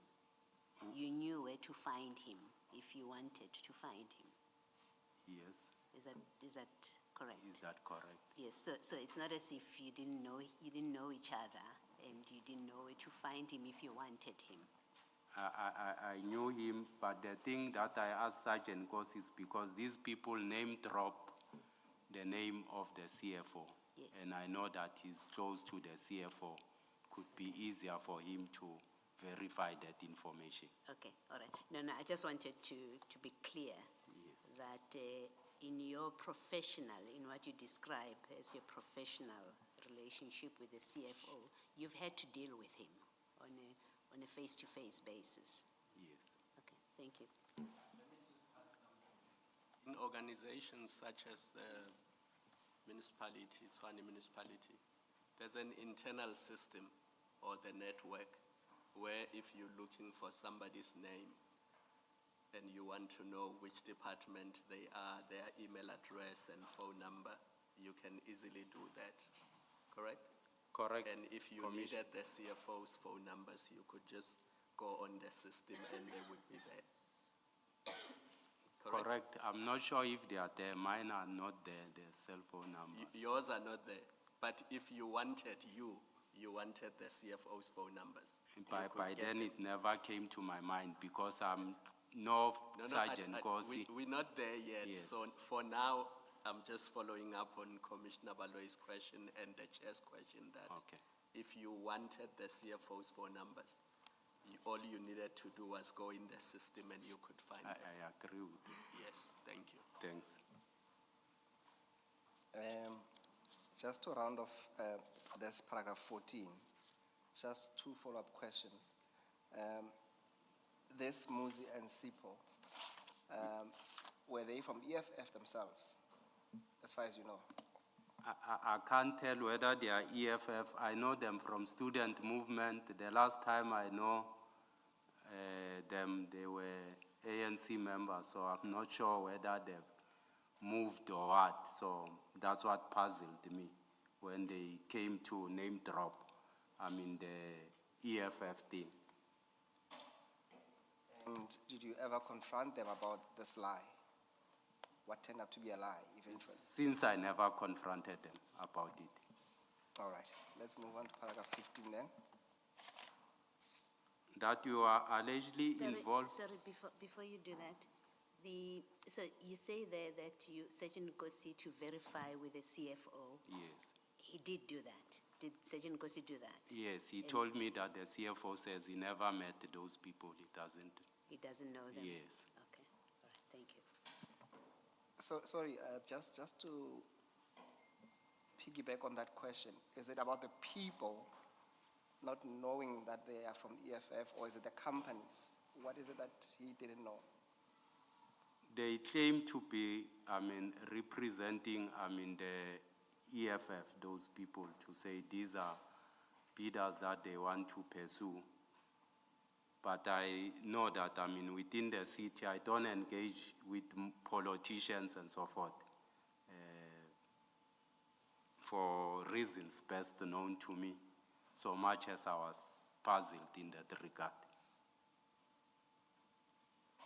Okay, we will have to park this for now because I think the chats say something different, but let's park it for now. Okay. Let's move on to paragraph 15.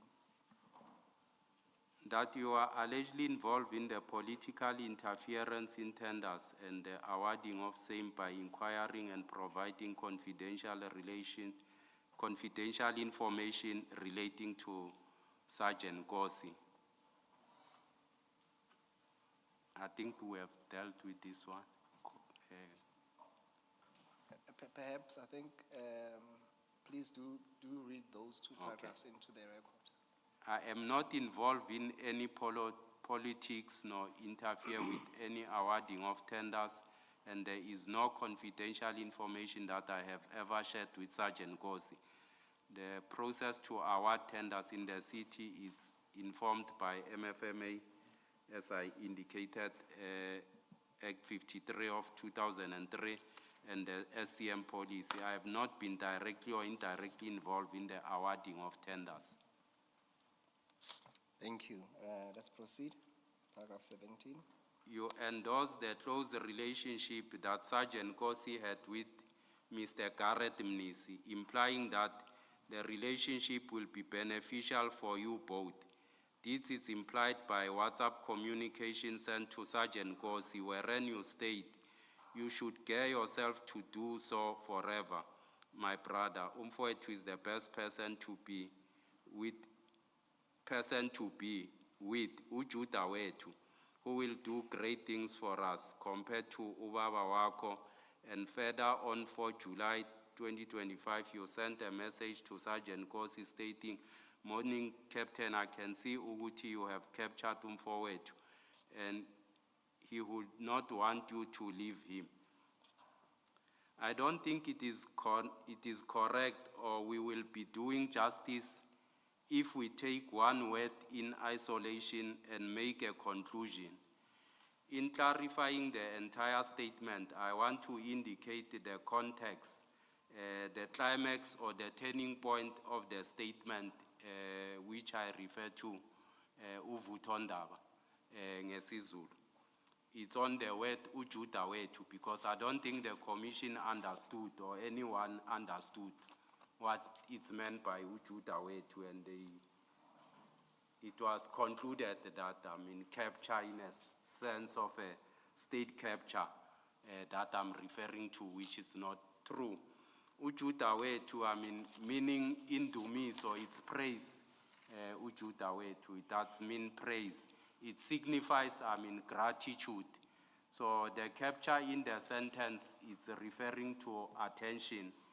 It was in reference to the appearance of the background picture I was looking at, much as I further mentioned the issue of Ubabako Ongaseko, because he seemed very happy and at peace. I want to clarify also the wrong assertion that I was referring to the late Mr. Msibi. It is incorrect, as I have always referred to Mr. Msibi as Ubaba Kolani.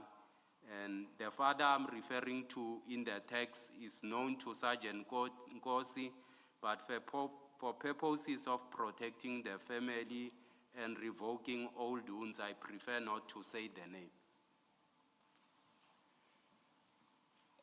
Commissioner Dlamini, I think with this paragraph here, I don't want to say you are pulling the wool over the eyes of the commission, but it doesn't make sense what you are saying. I think Sival Kulu must, when you just go back to a page before, and we're trying to get to the essence of your message. Yes. And what you call Uvutondaba. And you want this commission to believe that at least, and I'm not probing you, it's something to think about, to say it doesn't make sense what you are saying, to say that you want the commission to believe that when you mentioned Ujuda Wetu, you really meant Indumis or a praise. I think we all know the story of Judah, at least if you were to just go to the biblical scriptures, what Judah is for. And for now, I would say Judah eventually became to be someone who's an enabler, someone who sets people free or to the better promised places. So it has to be, please, considered in that way. It cannot be that it was just a mere indumiso in this context. Would you please consider this paragraph? I don't think so, Commissioner, because Judah Wetu means indumiso yetu. That simply translates to that. Much as I'm saying, the commission never understood the context around the entire statement. It just take the first word, capture, without the entire statement. Ujuda wetu, that's indumiso yetu. And when you say the commission never understood, you meaning that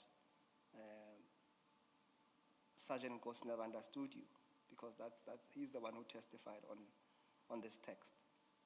I don't think he explained much on the statement. It was like he captured, he also indicated that I might be referring to attention. That's what he only understood, to say I've captured the attention of the CFO. Again, for your benefit, I at least I don't accept your word capture. Please reconsider it if you may, when you come back, in the context that you are using it here, to say that you are referring to an appearance of the background picture you were looking at. But if that's your final version, it's fine, but something that we'll definitely have to revisit when we come back. Remember I said we're not asking probing questions, yes, but at least I have to give you a fair opportunity to at least be alerted on issues that are of serious concern. Okay. And this paragraph for me, it's of serious concern. And lastly, on that paragraph, this name that you're not prepared to say, when you come back, would you be prepared at least to share it amongst the commissioner?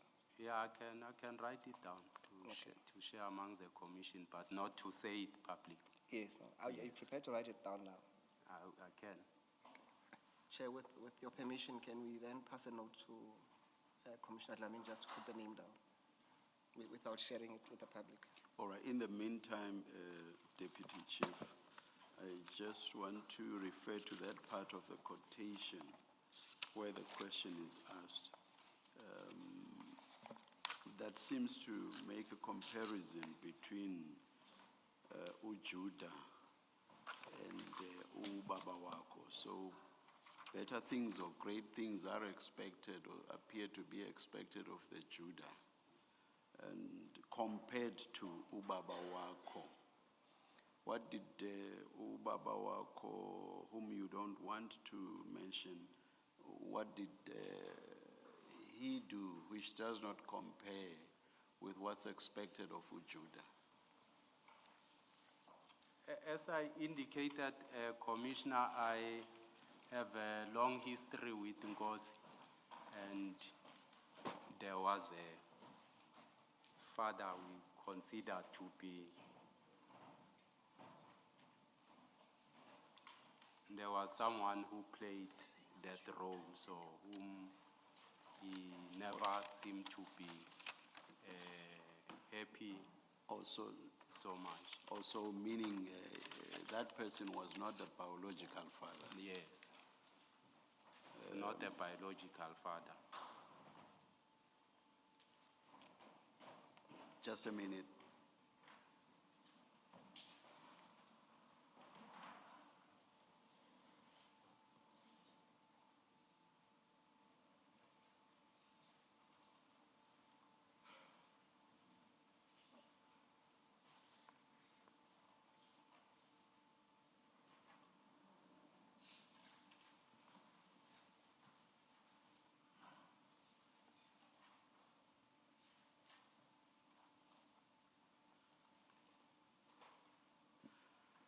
must say, if this is supposed to be a Nguni surname, perhaps let me ask, is it supposed to be a Nguni surname? But I hope it is not being read. Is it? No, no, no. No, no. Is it supposed to be a Nguni surname? Is. Then the spelling cannot Maybe be correct. it might be The spelling cannot be correct. It might be the spelling, but it's a Nguni surname. I can't pronounce it. I can, off record, I can pronounce it. You as Lamini, how is it you cannot write a Nguni surname? I'm not a Xhosa per se. I chose to say Nguni because I was thinking between isiZulu and isiXhosa. Yeah. Well, maybe Siswati and others as well. The Xhosa. Or isiXhosa. I can't even think what it's supposed to be. Maybe you'll vocalize it to us at some point. No, I don't think it might be correct. All right, Yeah. all right, thank you. Just, I think I've lost my place now. There was something else I wanted to ask around Ubaba.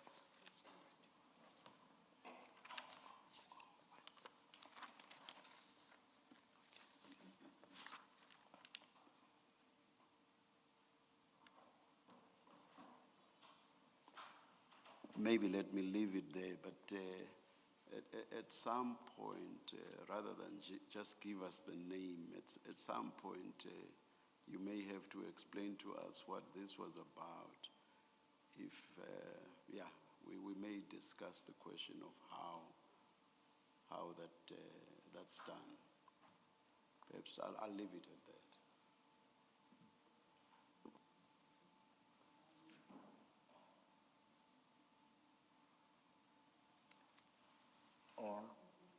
Yes.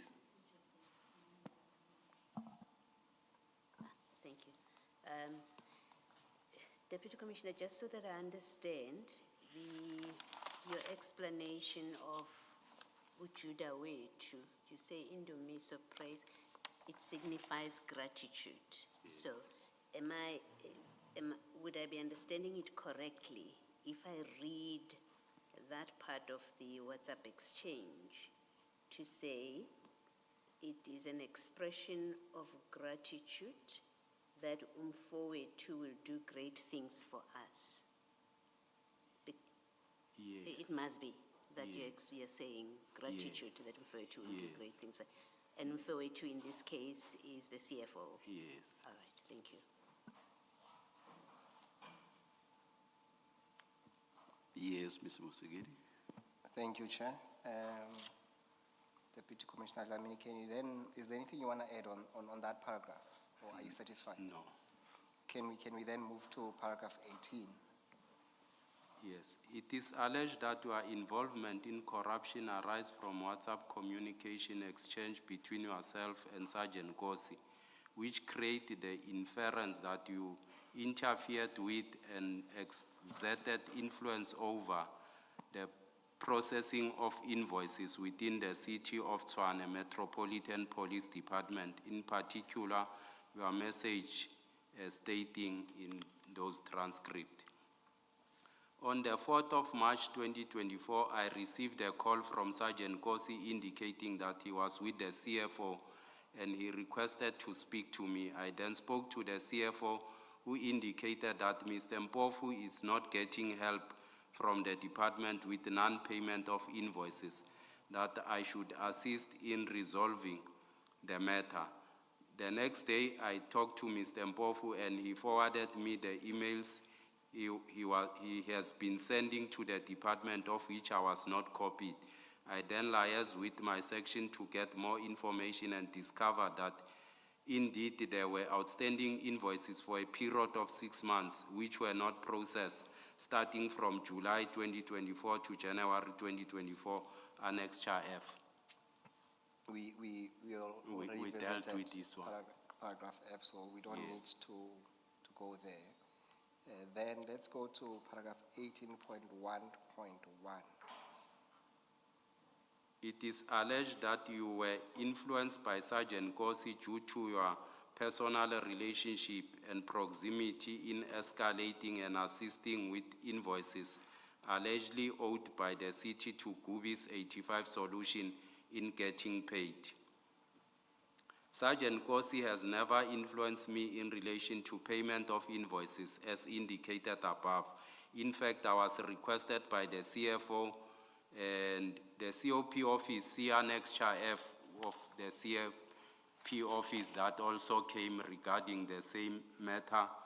I wish to refute the impression which is created that I am involved in business of influencing or facilitating payments.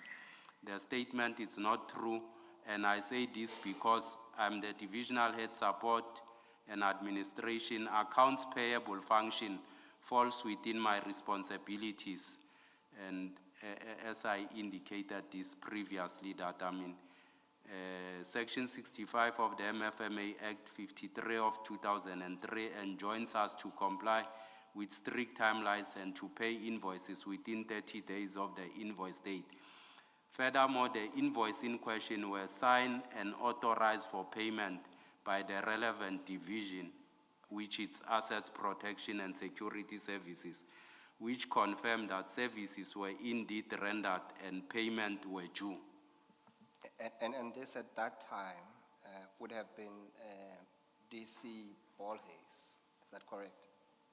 I'm not sure who could have signed, either Director Malachi or DC Bolhays, who could have signed those invoices, but they were authorized for that, confirmed that services were rendered when they brought them to accounts payable at our finance section. Okay, now let's continue. Remember, our section is not there to interrogate them on those invoices. Once someone, an official attached, he confirms to say these services were received accordingly and they were rendered. So he confirmed with his signature there. Ours is to verify that there's an SLA that we have loaded on subsystem, there's a contract in place, and also there's a budget in relation to this or on the subsystem. Okay, no, thank you for that. Let's go to paragraph 19. It is alleged you were involved in internal procurement process. This can be seen further via messages exchanged whereby Sergeant Kosi served as a conduit between you and the CFO.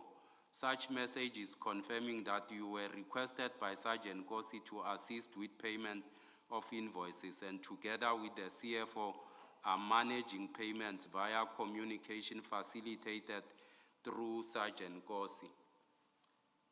I have never discussed any payment with Sergeant Kosi. I merely responded to the CFO inquiries which were made through Sergeant Kosi, and much as I indicated to say, the CFO the next day inquired through Sergeant Kosi. I responded through the request of update by the CFO. Let me take you to the very first part of this question. It says it is alleged you were involved in internal procurement processes. You address what relates to payments, and that's all you address. What about involvement in procurement processes?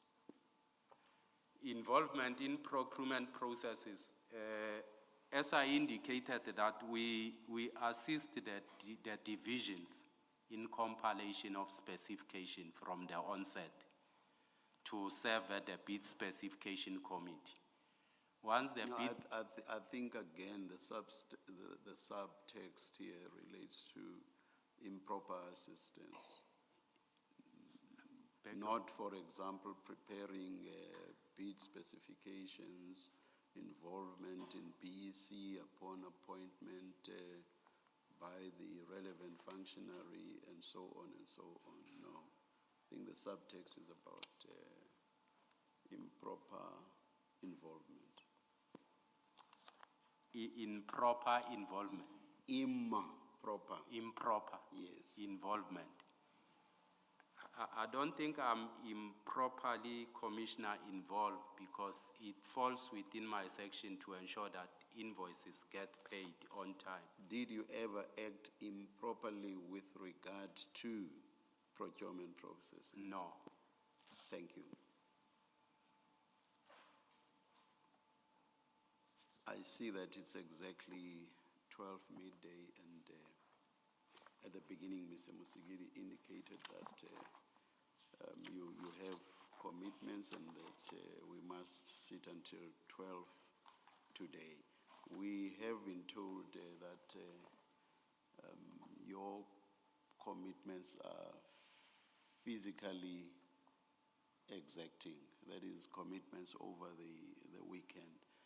Here's what we would like to find out. Would you, after those physically exacting commitments over the weekend, would you be in a position to be here on Monday? If you agree, it's actually better for you. You'll have this behind you sooner rather than later. I will only be coming back on Monday, Commissioner. Traveling back? Yes. From, as I understand, from Cape Town, is yes. it? I'm running Saturday and Sunday. All right. Chair, if okay.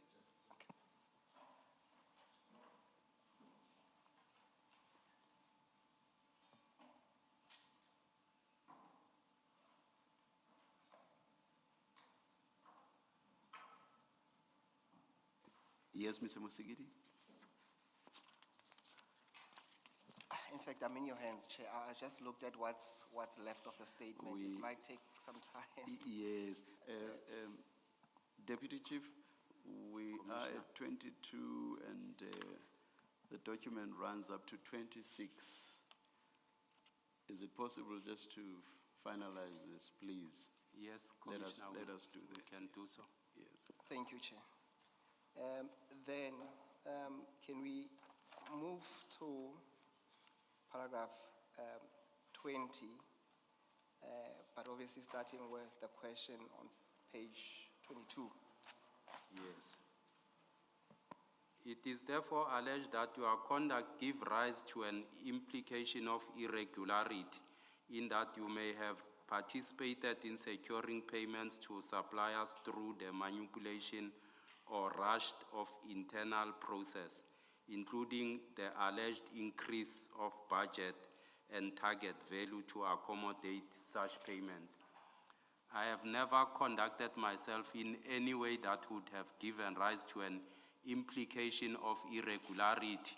All payments effected in this regard went through all the process before the final payment was released. The annual budget allocation is divided into 12 months and it is released on a quarterly basis through finance management tool. Upon the awarding of a tender, the contract is costed and allocated a contract value for the contract period. Any additional services affect the contract value in that such services were not included in the cost of the contract. Therefore, the contract value cap will be prematurely reached. In such circumstances, contract value may be increased to accommodate additional services. The increase in the monthly expenditure made it necessary to request budget release for the future quarterly budget. Invoices in question were signed and authorized for payment by the relevant division, Assets Protection and Security Services, which confirmed that services were indeed rendered and payment were due. So much as I alluded previously to say our budget is divided into quarters, you can request sometimes, to increase the contract value to ensure that you process, invoices within that quarter with the budget of the next quarter. As I indicated with the earlier example I made with regard to the issue of dogs attending, then the value is high, you need to request, to an increase of the contract value. Thank you. Let's proceed. It the is next further paragraph. alleged that at the request of Sergeant Kosi, you assisted his brother in securing a tender, including facilitating the qualification of companies that had previously been disqualified, thereby suggesting undue influence over procurement outcome, and further revealed internal confidential information regarding the requirements for the tender. The argument that I have assisted Sergeant Kosi's brother to secure tender is false and misleading. I referred Sergeant Kosi to Mr. Matovela to assist him in compilation of his tender document. I was not involved in any procurement stage where I could have possibly influenced the awarding of a tender to Sergeant Kosi or his brother. I deny that I have divulged internal confidential information to Sergeant Kosi. I did not know of any company that was disqualified and could not have had any influence over procurement outcome for the same reason I advanced in paragraph 16. Information referred to in the transcript was not for purpose of tendering in the city of Tshwane as testified before this commission by Sergeant Kosi. Just on that last sentence, in your own words, which municipality would this have been then? As Sergeant Kosi indicated that there was a tender in Mpumalanga that they were busy with, and on those notes that were coming from Mr. Matovela, if you go through them, you will realize that there's a requirement for firearm, and I don't think a tender for land invasion required firearm in that regard. So I can believe that it was not for the land invasion tender because there's no firearm requirements in the tender for land invasion. That was not my question, I think Sergeant Nkosi did give his explanation whether that was acceptable or not, because he was referring to the malls and some things were not adding up. For example, to say you need a 5-ton truck to protect a mall. But what I'm asking you is that according to you, if this was not for Tshwane municipality, which municipality or entity was this tender for? I wouldn't tell whether it was for which municipality or provincial government or which municipality. What you are saying about it was not for Tshwane? Is that what you say? That's the information Mr. Matovela gave me to pass it to Sergeant Kosi that he required. I never questioned him.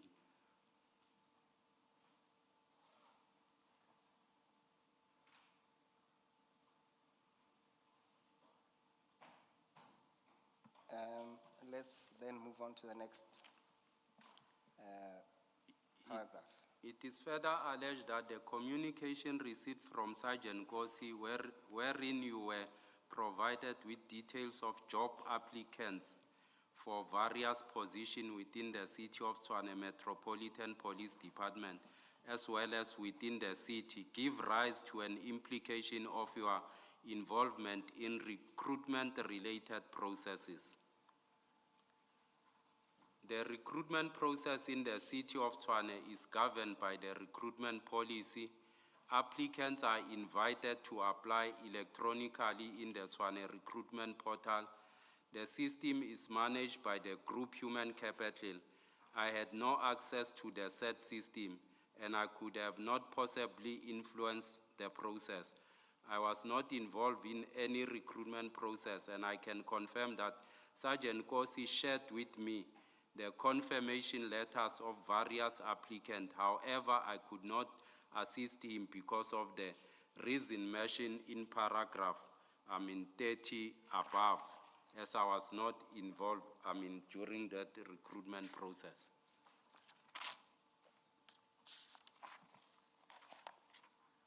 Okay, But I think I need to further state these commissioners to say they were indicated as confidential document. They are not confidential document. These are confirmation letters that when I apply, I get. as a person to say they confirm I have applied in that regard. And I should indicate that you'll get a lot of inquiries when such, applications come to play. When the adverts start, you'll get people calling or sending the advert, whether confirm, whether is it true, is it a bogus advert, or whatever the case it might be. The material conditions in our country have made it, such that you'll receive, a lot of inquiries. You'll get it from colleagues, family, whoever, with the hope that you might assist them. So these are just, confirmation letters that, get sent through to applicants. Maybe remembering the evidence incorrectly. The Sergeant Kosi sent you certain information for you to confirm, or with whatever assistance he required. Did you in turn share any letters or information of applicants with him? When he said I must check with him, much as I indicate to say, applicants becomes a disparate commissioner. For instance, let's say when the recruitment process starts, they hear that a certain number has been called at the college to come either for physical evaluation. Those who have not yet received SMSs, they will either call, inquire to say, we are not called. Then I'll check to say, what is the process? Then I'll be told they are being called in batches. I'll convey such information to those people to say they are calling either from surname A to E. It goes in batches and so forth. You'll get such information where people request you to say, can you confirm either, will be, everyone will be called or what? I'll confirm everyone will be called. Those who can run, qualify, do whatever, then they'll go to the next stage and such. The direct answer to my question is you have not shared with Sergeant Nkosi any information of applicants? No.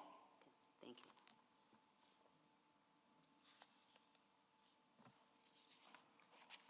Thank you, and let's move to paragraph 31.1 on page 25.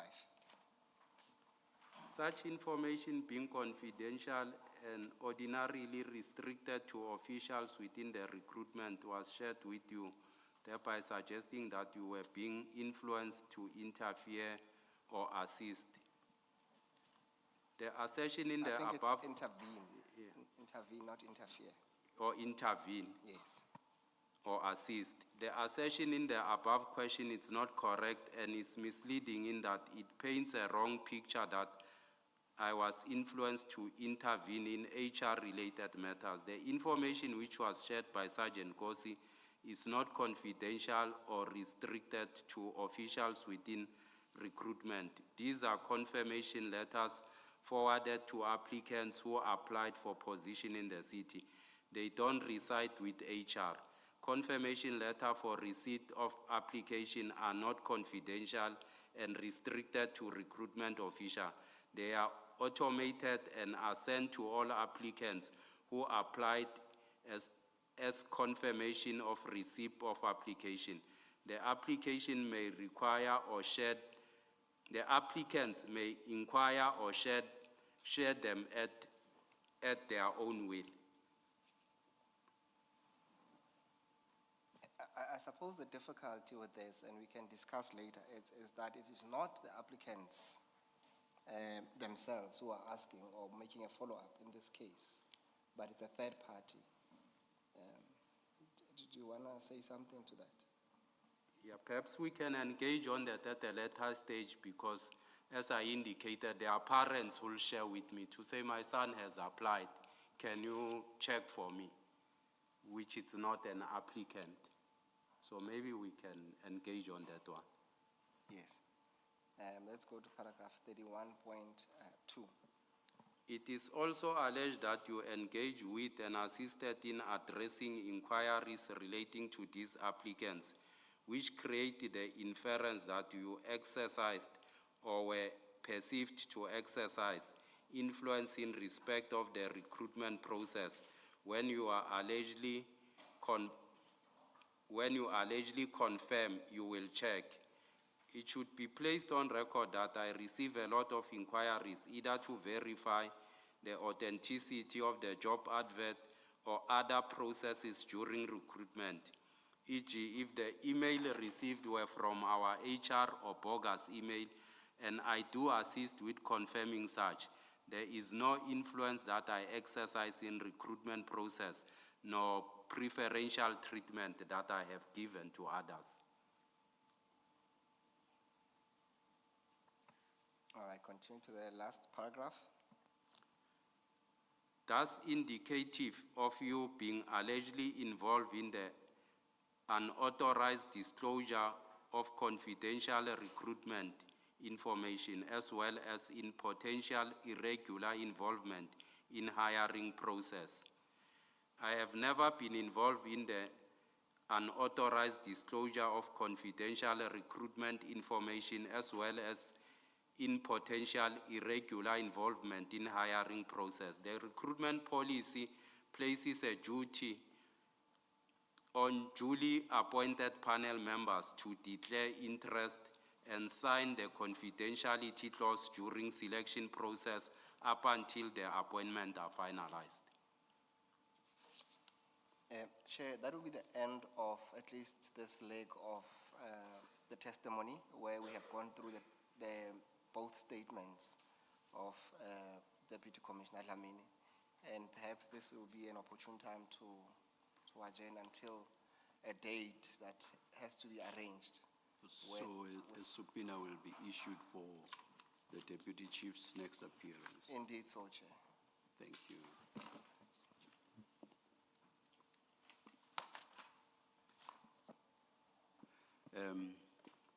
Deputy Chief Commissioner of Police, you will next appear on a date that will be indicated in a subpoena that will be issued in due course.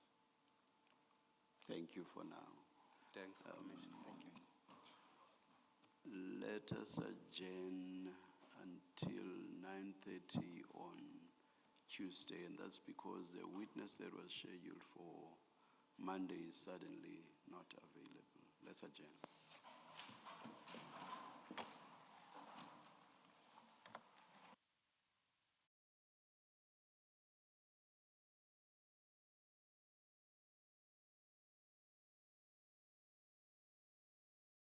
in previously by others who came before the commission, but also in terms of what he knows, did not know, and Umashi Dlamini, you'll remember, has been placed on suspension. Now, joining us right now is Professor Jacob Mufokeng, and he is going to help us just look at some of the testimony that we heard earlier this week at the Madlanga Commission, and we heard today from the Deputy Police Chief Umashi Dlamini, and he told the Commission, among other things, that he was asked by the City of Tshwane's Chief Financial Officer, Mr. Gareth Mnisi, to help resolve months of unpaid invoices to security companies, including Gubis 85. Now, Dlamini maintains that he did not influence any procurement and only forwarded already publicly accessible records. Now, joining us now is Professor of Criminology and also a member of the Council of the Criminological and Victimological Society of Southern Africa, Professor Jacob Mufokeng. Prof, thanks so much for your time. Welcome to Update at Noon. Thank you so much for having me, Sakina, and good afternoon. Well, it's been an interesting week. It's been very interesting listening to what has been going on in the city of Tshwane, and particularly in the Tshwane Metro Police Department. But what did you make, firstly, of Umashi Dlamini's testimony so far, as further questioning is set to continue at a date yet to be announced?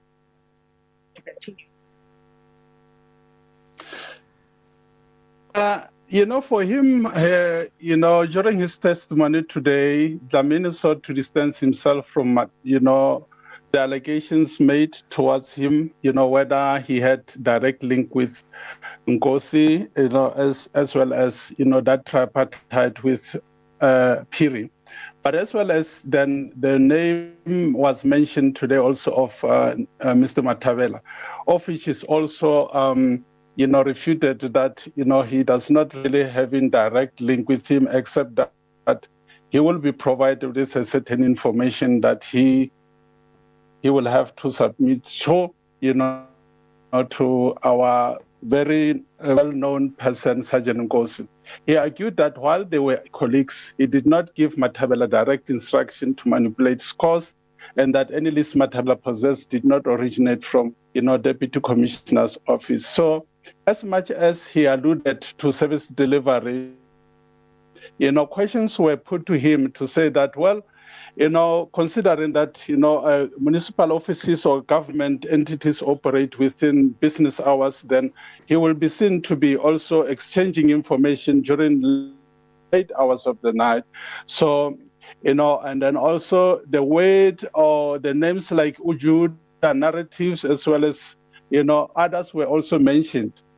Well, of which it has been suggested that in testimony that, Matavela was part of the inner cycle that viewed those who registered the tender manipulation. What we have seen so far, Sakina, coming from the chief of police as well as, Commissioner Bolhais, we find individuals who, as much as they will,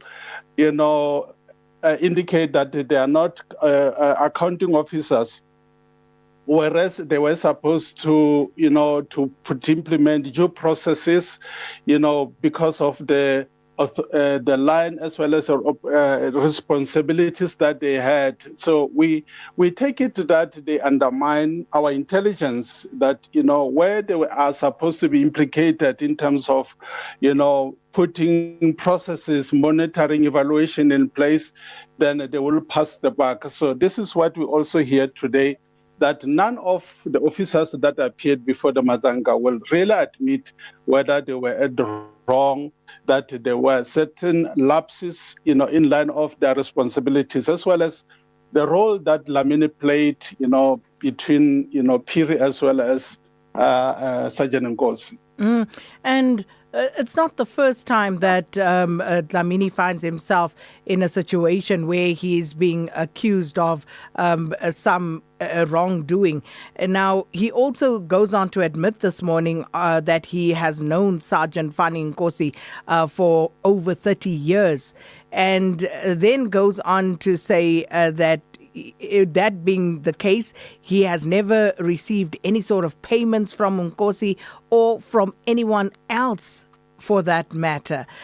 What should we read into that, given that, the commission obviously has communication via the SMS messages that have been retrieved? They also have bank statements, third-party payments and things that they could look at to verify. Sakina, while Dlamini maintains that his recent suspension was a voluntary request to safeguard the integrity of the investigation, the Commission has highlighted prior red flags regarding his conduct. Evidence was led that Dlamini, alongside other senior officials, reportedly refused to undergo basic security vetting in the past. The Commissioner said that this was a deliberate move to hide irregular activities and association with criminal networks. So then, we look on what happened, he was officially